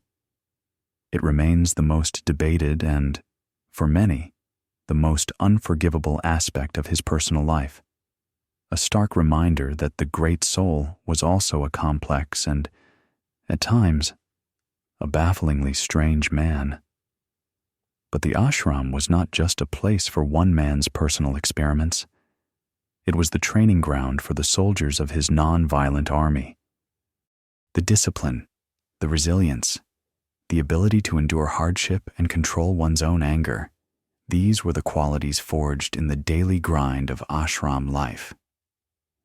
The person who could cheerfully clean a toilet and live on boiled vegetables was the same person who could stand firm and take a police baton without flinching. The person who could spin for hours a day, patiently turning raw cotton into thread, was the same person who could endure the crushing boredom and isolation of a prison cell. The ashram, with all its rigors and its strange internal logic, was where the abstract ideal of satyagraha was made into a lived, practical reality. One thread, one prayer, and one cleaned latrine at a time. The world darkens as the 1930s draw to a close. The ominous drumbeat of war in Europe grows louder, and in September 1939, it finally begins. In India, the news arrives not as a request for partnership, but as a decree. The Viceroy, Lord Linlithgow, without consulting a single Indian leader from the national or provincial governments, unilaterally declares that India is at war with Germany. You can feel the collective outrage at this act of supreme imperial arrogance. It's like a friend signing you up for a grueling, life-threatening marathon without even asking if you own a pair of running shoes. The Indian National Congress is faced with a profound moral crisis. You find yourself in the tense, smoke-filled rooms where the Congress Working Committee holds its late-night meetings. The men and women here, including Gandhi and Nehru, are staunchly anti-fascist. They despise everything that Hitler and Mussolini stand for. But how can they ask Indians to fight and die for the freedom of Poland and Britain when their own country is held in bondage? It's a paradox that cuts to the very heart of their struggle. We cannot fight for freedom, they reason, unless we are free. They make what seems like a reasonable offer to the British grant India an immediate and concrete promise of full independence after the war, and we will enthusiastically join the Allied cause. The response from London is a firm and resounding no. The British War Cabinet is now led by Winston Churchill, a man who had spent his entire political career opposing Indian independence and who famously harbored a deep personal animosity towards Gandhi. He has no intention of presiding over the dissolution of the British Empire. Faced with this intransigence, the Congress Party takes a stand. In protest, all of its elected ministries in the provinces across India resign. It's a principled move, but it leaves a massive political vacuum, and into that vacuum, other forces begin to rise. With the Congress out of power and in the political wilderness, Muhammad Ali Jinnah's Muslim League seizes the opportunity to strengthen its position. In 1940, the League passes its historic Lahore Resolution, for the first time formally demanding the creation of a separate, independent state for Muslims Pakistan. The dream of a united, independent India is beginning to fracture. As the war intensifies, the tide begins to turn against the Allies in Asia.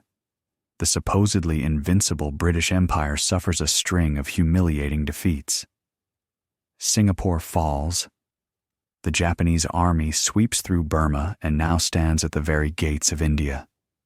The British, desperate for India's cooperation and pressured by their American allies, finally send a mission to Delhi in 1942, led by Sir Stafford Cripps, with a new offer for Dominion status after the war. But it's too vague, too conditional, too late. Gandhi is reported to have dismissed it as a post-dated check on a failing bank. The Cripps mission fails, and a sense of desperation and urgency settles over India. You can feel Gandhi's own thinking begin to shift. He sees a country that is demoralized, resentful, and vulnerable. He fears that if the Japanese invade, the Indian people might be too apathetic to resist, or worse, might even welcome them as liberators from the British. He comes to a stark conclusion: the only way for India to effectively defend itself and find its soul is for the British to leave. Now. Not after the war. Now. His mood hardens. The time for negotiation is over. The time for the final push has arrived. On August 8, 1942, in Bombay, the All India Congress Committee gathers. You are in the packed hall as Gandhi ascends the stage to give one of the most powerful and impassioned speeches of his entire life. He knows this is the last great struggle he will lead. He unveils a new mantra for the nation, a simple and electrifying slogan that seems to come from a different man than the one who preached patience for so long. The mantra is do or die. It is, you have to admit, a surprisingly intense catchphrase for the world's most famous apostle of nonviolence. He quickly clarifies, we shall either free India or die in the attempt. We shall not live to see the perpetuation of our slavery. This is the famous call for the mainstream historical fact known as the Quit India movement. He is demanding an immediate and orderly British withdrawal. The British government's response is predictable, swift, and overwhelming. They have no intention of quitting India, especially not in the middle of a world war. Their strategy for dealing with this new movement is simple: cut the head off the snake. In the pre-dawn hours of the very next day, August 9th, they arrest Gandhi, Nehru, and the entire top tier of the Congress leadership. It was a classic, if brutally effective, party-pooping strategy designed to stop the movement before it could even begin. But it doesn't work. Instead of quelling the protest, the mass arrests ignite it. With all the leaders in jail, the Quit India movement becomes a spontaneous, leaderless, and often desperate rebellion. It is the people's movement, and without the discipline of the Gandhian leadership, it frequently boils over into violence. You see railway lines torn up, telegraph wires cut, police stations burned, and government officials attacked. For a few months, in some parts of the country, British rule simply collapses. It is the most significant and violent challenge to the Raj since the Great Revolt of 1857, and the British respond with overwhelming force, crushing the uprising with mass arrests, public floggings, and machine gun fire from the air. Gandhi is imprisoned in the Aga Khan's palace in Pune. He is horrified by the violence that has erupted in his name. This period of captivity becomes one of profound personal tragedy. His faithful secretary of 30 years, Mahadev Desai, dies of a sudden heart attack. And then, in February 1944, his wife of 62 years, Kasturbai, the companion who had been with him since they were both children, dies in his arms. He is left a broken, grieving man. A significant point of contention among historians is whether the Quit India movement was ultimately a success or a spectacular failure. On one hand, you can argue it was a strategic disaster. It was brutally crushed, and its violence seemed to betray Gandhi's core creed. By removing the entire Congress leadership from the political game for 3 crucial years, it gave Jinnah and the Muslim League a clear field to consolidate their power and make the argument for Pakistan virtually unopposed. But there is another side. The sheer scale and fury of the 1942 revolt showed the British, in no uncertain terms, that India was ungovernable against its will.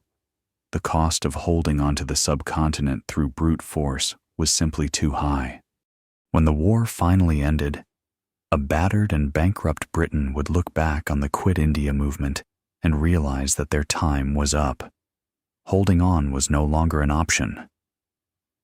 In May 1944, Gandhi is released from prison due to his failing health. He emerges into a world that has changed forever. The war is not yet over, but the endgame for the British Empire in India has begun. The Second World War ends in 1945, leaving behind a redrawn map of the world and a trail of exhausted empires. In Britain, Winston Churchill, the great wartime leader and staunch imperialist, is swept from power. A new Labour government, led by Clement Attlee, comes in with a clear mandate to untangle Britain from its costly and complicated colonial commitments. The promise of Indian independence is no longer a question of if, but of how, and most terrifyingly, of what. The great ship of freedom, after decades of struggle, is finally coming into port. But a storm of unimaginable fury is gathering just outside the harbor. You find yourself amidst the endless, circular negotiations in the stately rooms of Delhi and the cool mountain air of Shimla. The three sides of the triangle are here: the British, eager to leave, but determined to avoid chaos; the Indian National Congress, led by Nehru, representing the dream of a secular, united India; and the Muslim League, led by the unbending Muhammad Ali Jinnah, who will accept nothing less than a separate nation for India's Muslims, to be called Pakistan. The talks go on for months, a wearying, frustrating procession of proposals and counter-proposals. It's the political equivalent of a modern-day email chain where no one can agree on a course of action, and every reply all just makes the situation more complicated. And where is Gandhi in all this? He has stepped back from a formal leadership role, yet his presence looms over everything. He is utterly, uncompromisingly opposed to the division of his country. You hear him refer to the idea of partition as a vivisection, the carving up of his motherland, a sin against God and man. He meets with his old colleague Jinnah, pleading with him, trying to find some common ground, some way to keep the family together. But the two men are speaking different languages now. The trust has evaporated, and the chasm between them is too wide to bridge. Frustrated by the political deadlock, Jinnah and the Muslim League decide to take their cause to the streets, to demonstrate the strength of Muslim resolve. They call for a direct action day on August 16, 1946. It is meant to be a day of peaceful protest, but in the volatile, overcrowded city of Calcutta, with its complex mix of Hindu and Muslim populations, the protest descends into a maelstrom of violence. For 3 days, the city is consumed by riots, arson, and murder. The great Calcutta killings leave an estimated 5,000 people dead and tens of thousands wounded. The gutters literally run red with blood. It is the moment the abstract political argument for partition becomes a terrifying, blood-soaked reality. The fire of Calcutta leaps across the country, igniting a chain reaction of communal horror. In the district of Noakhali in East Bengal, where Muslims were a majority, Hindu villages are attacked in retaliation. In the state of Bihar, where Hindus were the majority, Muslim villages are put to the torch. The nation is ripping itself apart. It is a heartbreaking irony. After decades spent uniting to fight a common foreign enemy, the most vicious and hateful battle of all turns out to be against their own friends and neighbors. While the other great leaders of the Congress, Nehru, Patel, remain trapped in the high-level negotiations in Delhi, trying to find a political solution, the 77-year-old Gandhi does something that no one else can or will do. He walks away from the halls of power and goes directly into the heart of the violence. This becomes the mainstream historical fact of his final, tragic campaign, his pilgrimage of peace. He begins by traveling to the ravaged villages of Noakhali. You are there with him as he begins this lonely, dangerous mission. He travels with only a handful of followers. He gives up his shoes, walking barefoot through paths deliberately strewn with broken glass and thorns by those who see him as an enemy. He makes his camp in a new village every night, often sleeping in the burned-out shell of a hut that belonged to a murdered family. He meets with local leaders from both communities, his voice quiet, his message simple: stop the insanity. But his most powerful weapon is his presence. Every evening, as dusk settles over the devastated landscape, he holds a prayer meeting. Hindus and Muslims who are still on speaking terms gather around him, and he reads from the Gita, the Quran, and the Bible. He speaks of courage, of forgiveness, of the shared humanity that has been forgotten.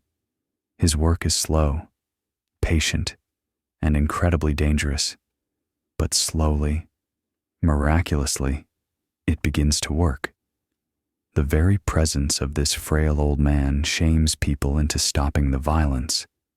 The governor of Bengal would later call him a one-man boundary force, noting that the presence of one unarmed man in the east was more effective at keeping the peace than two heavily armed armies in the west.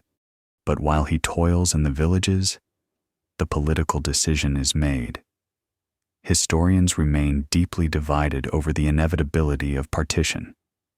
Was it the tragic but unavoidable outcome of centuries of difference, skillfully exploited by British divide-and-rule tactics? Or was it a colossal failure of political leadership in the final, crucial years? Could a different compromise from Nehru, a different approach from Jinnah, a different strategy from Gandhi, have averted the catastrophe? It is the great, painful question mark that hangs over modern Indian history. In early 1947, the final viceroy, Lord Mountbatten, arrives with a clear and urgent mandate: transfer power and get out, fast. Faced with the escalating violence and the impossible political deadlock, he quickly concludes that partition, however tragic, is the only alternative to a full-scale, country-wide civil war. He uses his considerable charm and authority to convince a heartbroken Nehru and a pragmatic Patel that this is the only way forward. They agree. For Gandhi, the decision is the single greatest tragedy of his life. Everything he has worked for, a united, independent India built on the principle of nonviolence, has turned to ash in his mouth. He has won the war against the British, but he has lost the war against hatred within his own country. On August 14, 1947, on the eve of independence, while Delhi prepares for a joyous celebration, you do not find Gandhi there. He is not interested in the celebrations. He is in Calcutta, where the violence has flared up once more, walking the dark, terrified streets, a lonely old man trying to extinguish the flames of the very freedom he had spent a lifetime fighting to achieve. On the stroke of midnight, as August 14th turns to August 15th, 1947, a new day dawns on two new nations. In the Constituent Assembly Hall in Delhi, Jawaharlal Nehru, India's first Prime Minister, gives his magnificent and moving tryst with destiny speech to a celebrating nation. Fireworks light up the sky over the capital. But the man who, more than any other, made this moment possible is nowhere to be seen. You will not find him in Delhi. You must travel east to the still smoldering city of Calcutta. Here, there are no celebrations. Here, Gandhi spends Independence Day fasting, praying, and walking through the riot-torn slums, pleading with Hindus and Muslims to stop killing each other. It's a sad and telling irony on the very day of freedom. The father of the nation is busy trying to clean up the terrible, bloody mess that its birth has created. And for a brief, breathtaking moment, he succeeds. His presence in the city, his fast, his relentless appeal to people's better natures, works what many call the miracle of Calcutta, shamed by the actions of this frail old man, leaders from both communities begin to work together. Peace committees are formed. Processions that once marched for vengeance now march for unity. The fires of hatred are, for a moment, doused by the sheer moral force of his will. He has proven that he can still, even now, command the soul of India. But Calcutta is just one city. The real inferno is raging elsewhere. You follow him as he travels in September to Delhi, the capital of his newly free country. The city he finds is a landscape from a nightmare. The partition of the Punjab has created one of the largest and most violent migrations in human history. Millions of Hindus and Sikhs are fleeing west from the new nation of Pakistan, while millions of Muslims are fleeing east into it.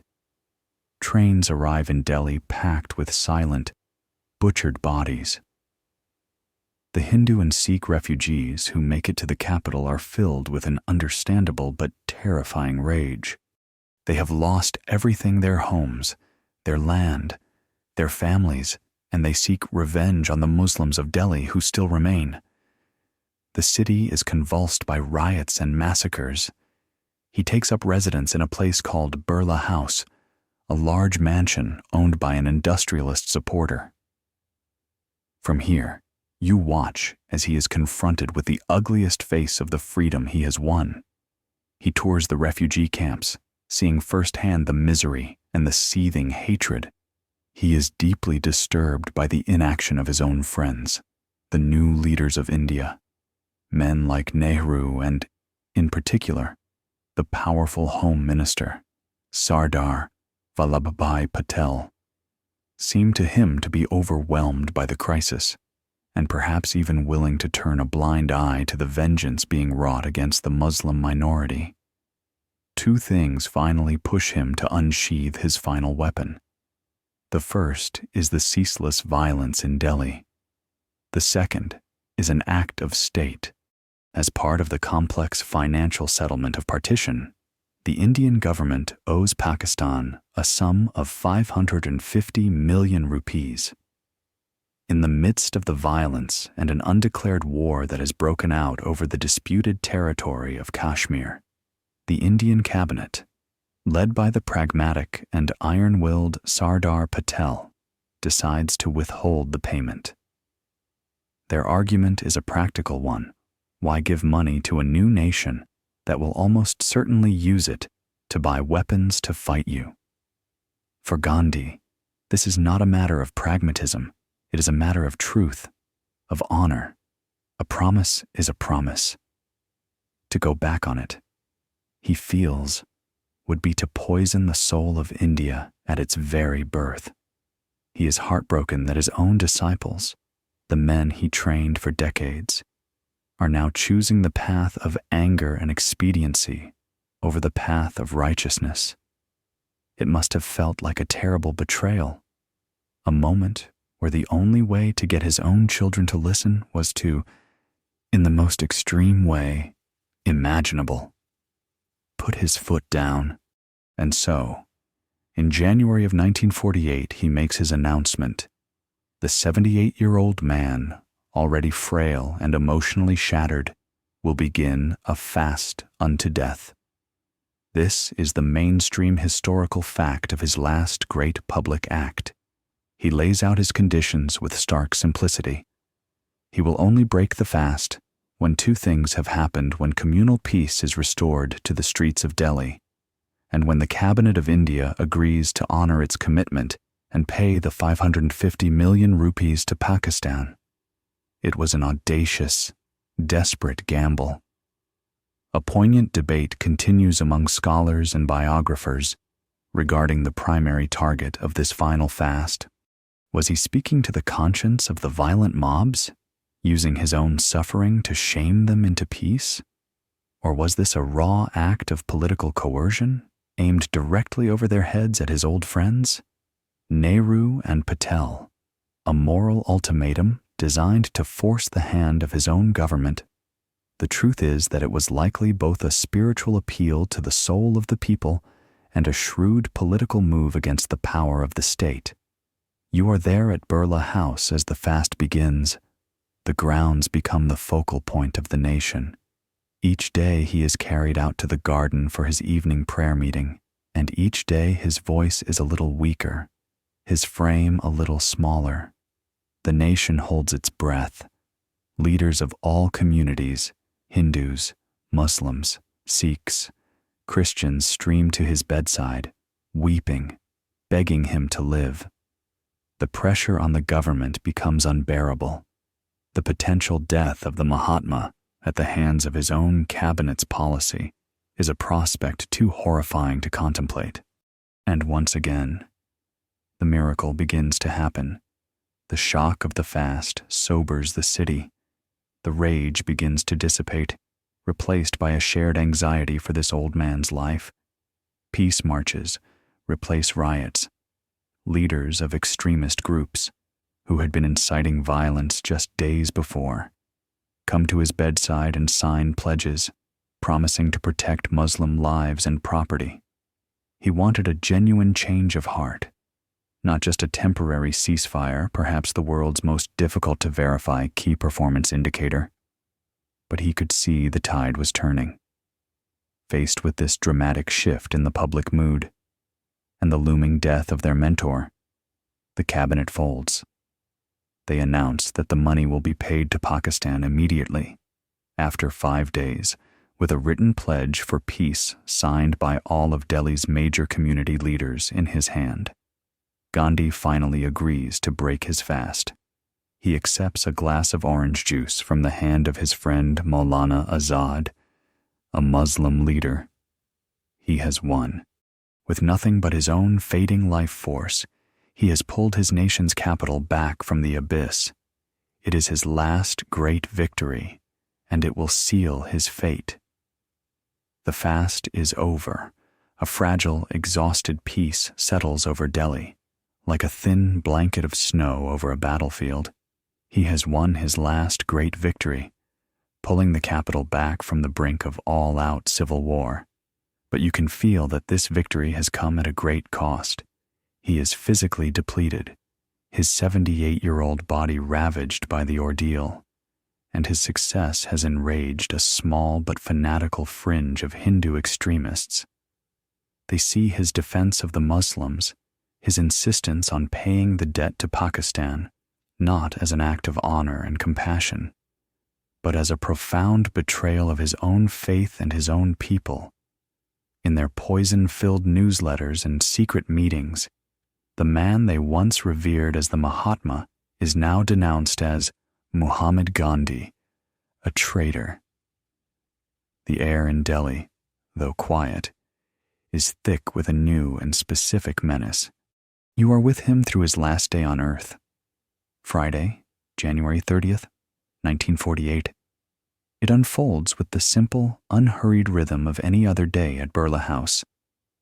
He is awake before you, rising at 3:30 a.m. for his morning prayers. The day is a typical whirlwind of activity. He answers letters, spins on his charkha, and meets with a stream of visitors. There is a poignancy to the sheer ordinariness of it all. You see him in conversation with a delegation of Sikhs, listening to their grievances. You watch him work on a draft of a new constitution for the Congress Party, an organization he fears is losing its soul now that it has tasted power. Life, in all its mundane and pressing detail, goes on, completely unaware that it is living on borrowed time. His main task for the day is a difficult one. He summons Sardar Patel, the powerful deputy prime minister, for a long meeting. He is deeply worried about the growing rift between Patel, the hard-headed realist, and Nehru, the idealistic prime minister. He feels their rivalry is threatening the stability of the new nation. He spends the afternoon acting as a peacemaker, urging Patel not to resign from the cabinet. The meeting is a success. Patel agrees to work with Nehru. It is Gandhi's last act of national service.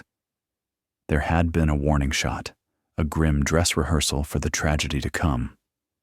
Just 10 days earlier, on January 20th, a bomb had been thrown at this very prayer meeting. It exploded harmlessly on a garden wall, but the plot was a clear attempt on his life. Security at Birla House has been increased, but Gandhi himself resists it. One of the most heart-wrenching debates that persists to this day is whether his assassination could have been prevented. The police, understandably, wanted to search every single person who attended the prayer meetings. Gandhi refused. He insisted that his prayer meetings must be open to all, that he could not be separated from his people by a cordon of guards. He felt that his life was in God's hands, and to live in fear was to deny his faith. Was this a noble adherence to principle, or a fatalistic stubbornness that made the tragedy almost inevitable? The question hangs, unresolved and painful, over these final days.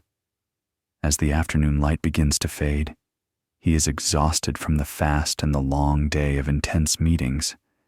He is running late for his 5 p.m. prayer meeting, a rare occurrence for a man who was famously, almost obsessively, punctual. This small detail, his being late for his final appointment, is a sad and gentle irony. His 2 grandnieces, Abha and Manu, who serve as his constant companions and caretakers, his walking sticks, as he affectionately called them, fuss over him, trying to hurry him along. He is weak, but his mood is light. He gently chides them for serving him carrot juice, which he dislikes, and shares a laugh with Patel as he leaves.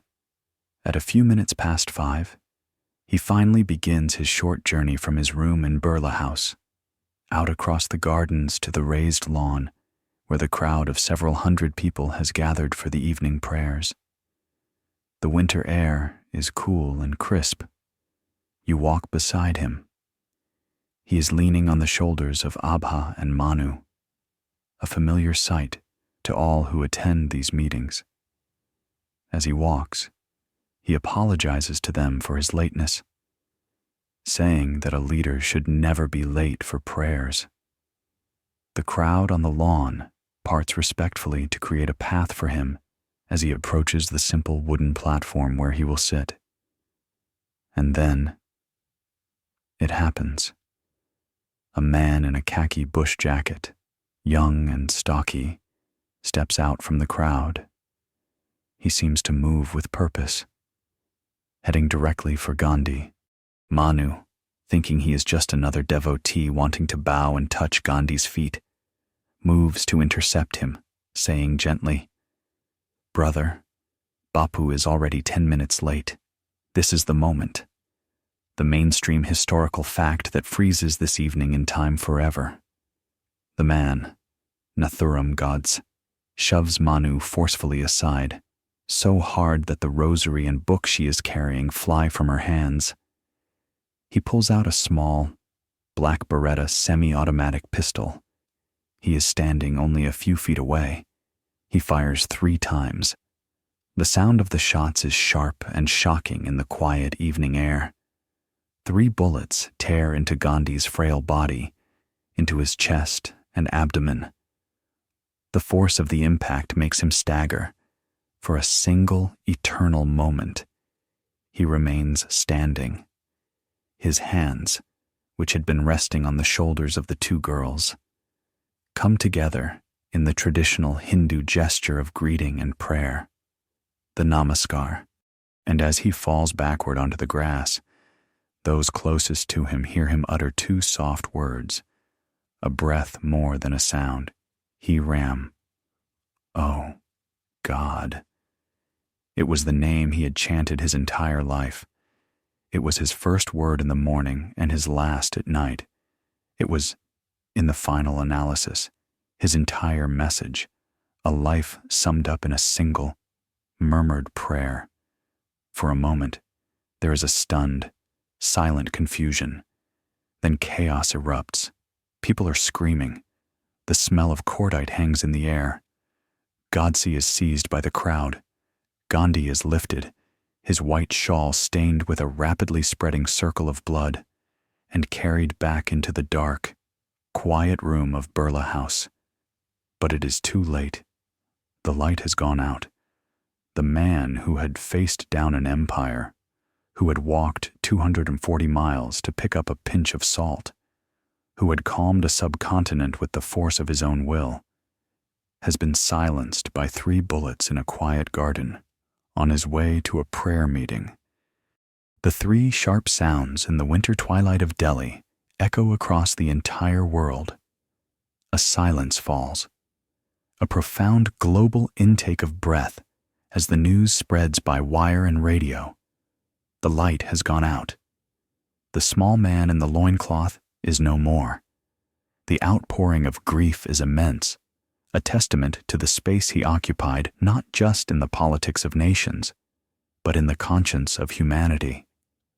Albert Einstein, a man who understood the universe in a way few others have, perhaps said it best generations to come. He wrote, "Will scarce believe that such a one as this ever in flesh and blood walked upon this earth." His funeral procession in Delhi is a tidal wave of humanity. Millions of weeping people following the simple gun carriage that bears his body. A silent, grieving river flowing towards the cremation grounds on the banks of the Yamuna River. And now, here in the quiet of the night, with the long story told, we are left with the echo of his footsteps and the lingering question of his legacy. It is not a simple, flawless monument to be admired from a distance. It is a complex, challenging, and deeply human story. And so, as you drift, perhaps we can wonder together, what does it truly mean to call a man a Mahatma, a great soul? When we have seen his profound and troubling contradictions, we have seen the demanding, sometimes neglectful father and husband. We have touched upon his strange and controversial experiments in self-control. We have witnessed his moments of political stubbornness that, at times, may have done as much harm as good. To place him on a pedestal and worship him as a saint is, in a way, to dismiss him.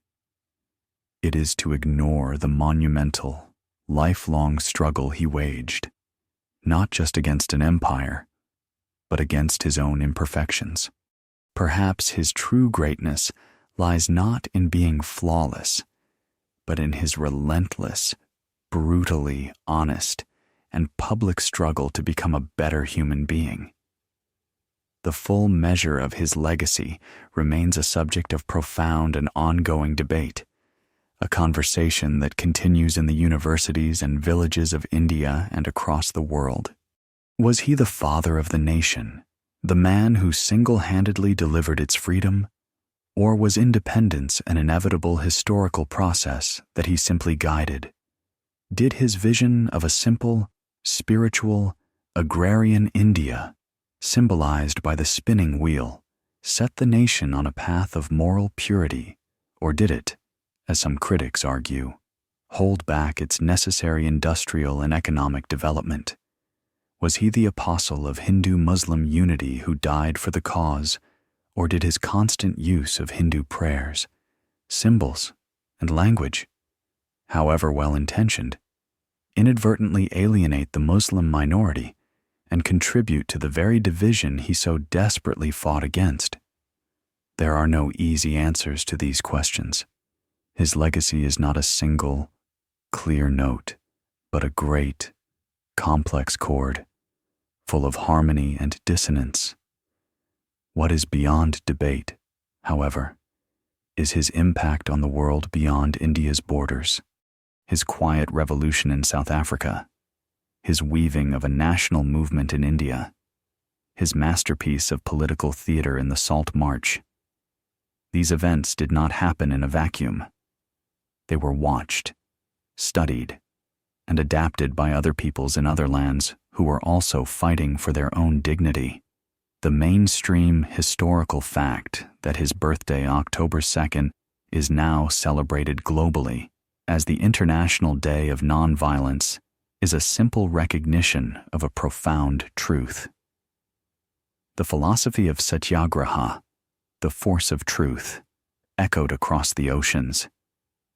You can hear it in the speeches of Martin Luther King Jr., who used Gandhian nonviolence as the central tenet of the American civil rights movement.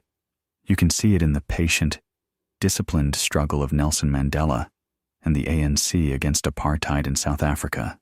The idea that the oppressed and the powerless could challenge the powerful not with guns and bombs, but with the simple, unbreakable force of their own moral courage was Gandhi's great gift to the world. And this leaves us here in our own time, with another question to gently ponder as the night deepens. Could his methods, born in a different century, ever work today? In our world of instant information, of social media outrage, of deep and bitter polarization where even facts are up for debate, could a movement based on patience, self-suffering, and a belief in the opponent's capacity for conversion ever take root? Or was satyagraha a product of its time?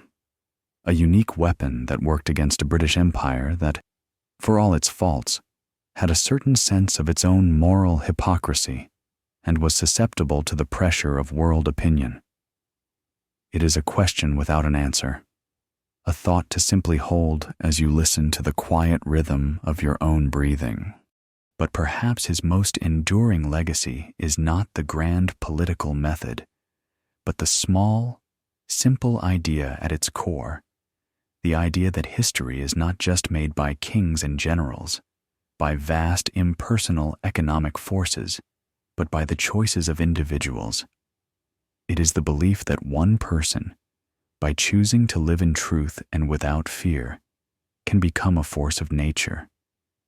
And this leads to our final, quiet question of the night, a whisper to carry you towards your dreams.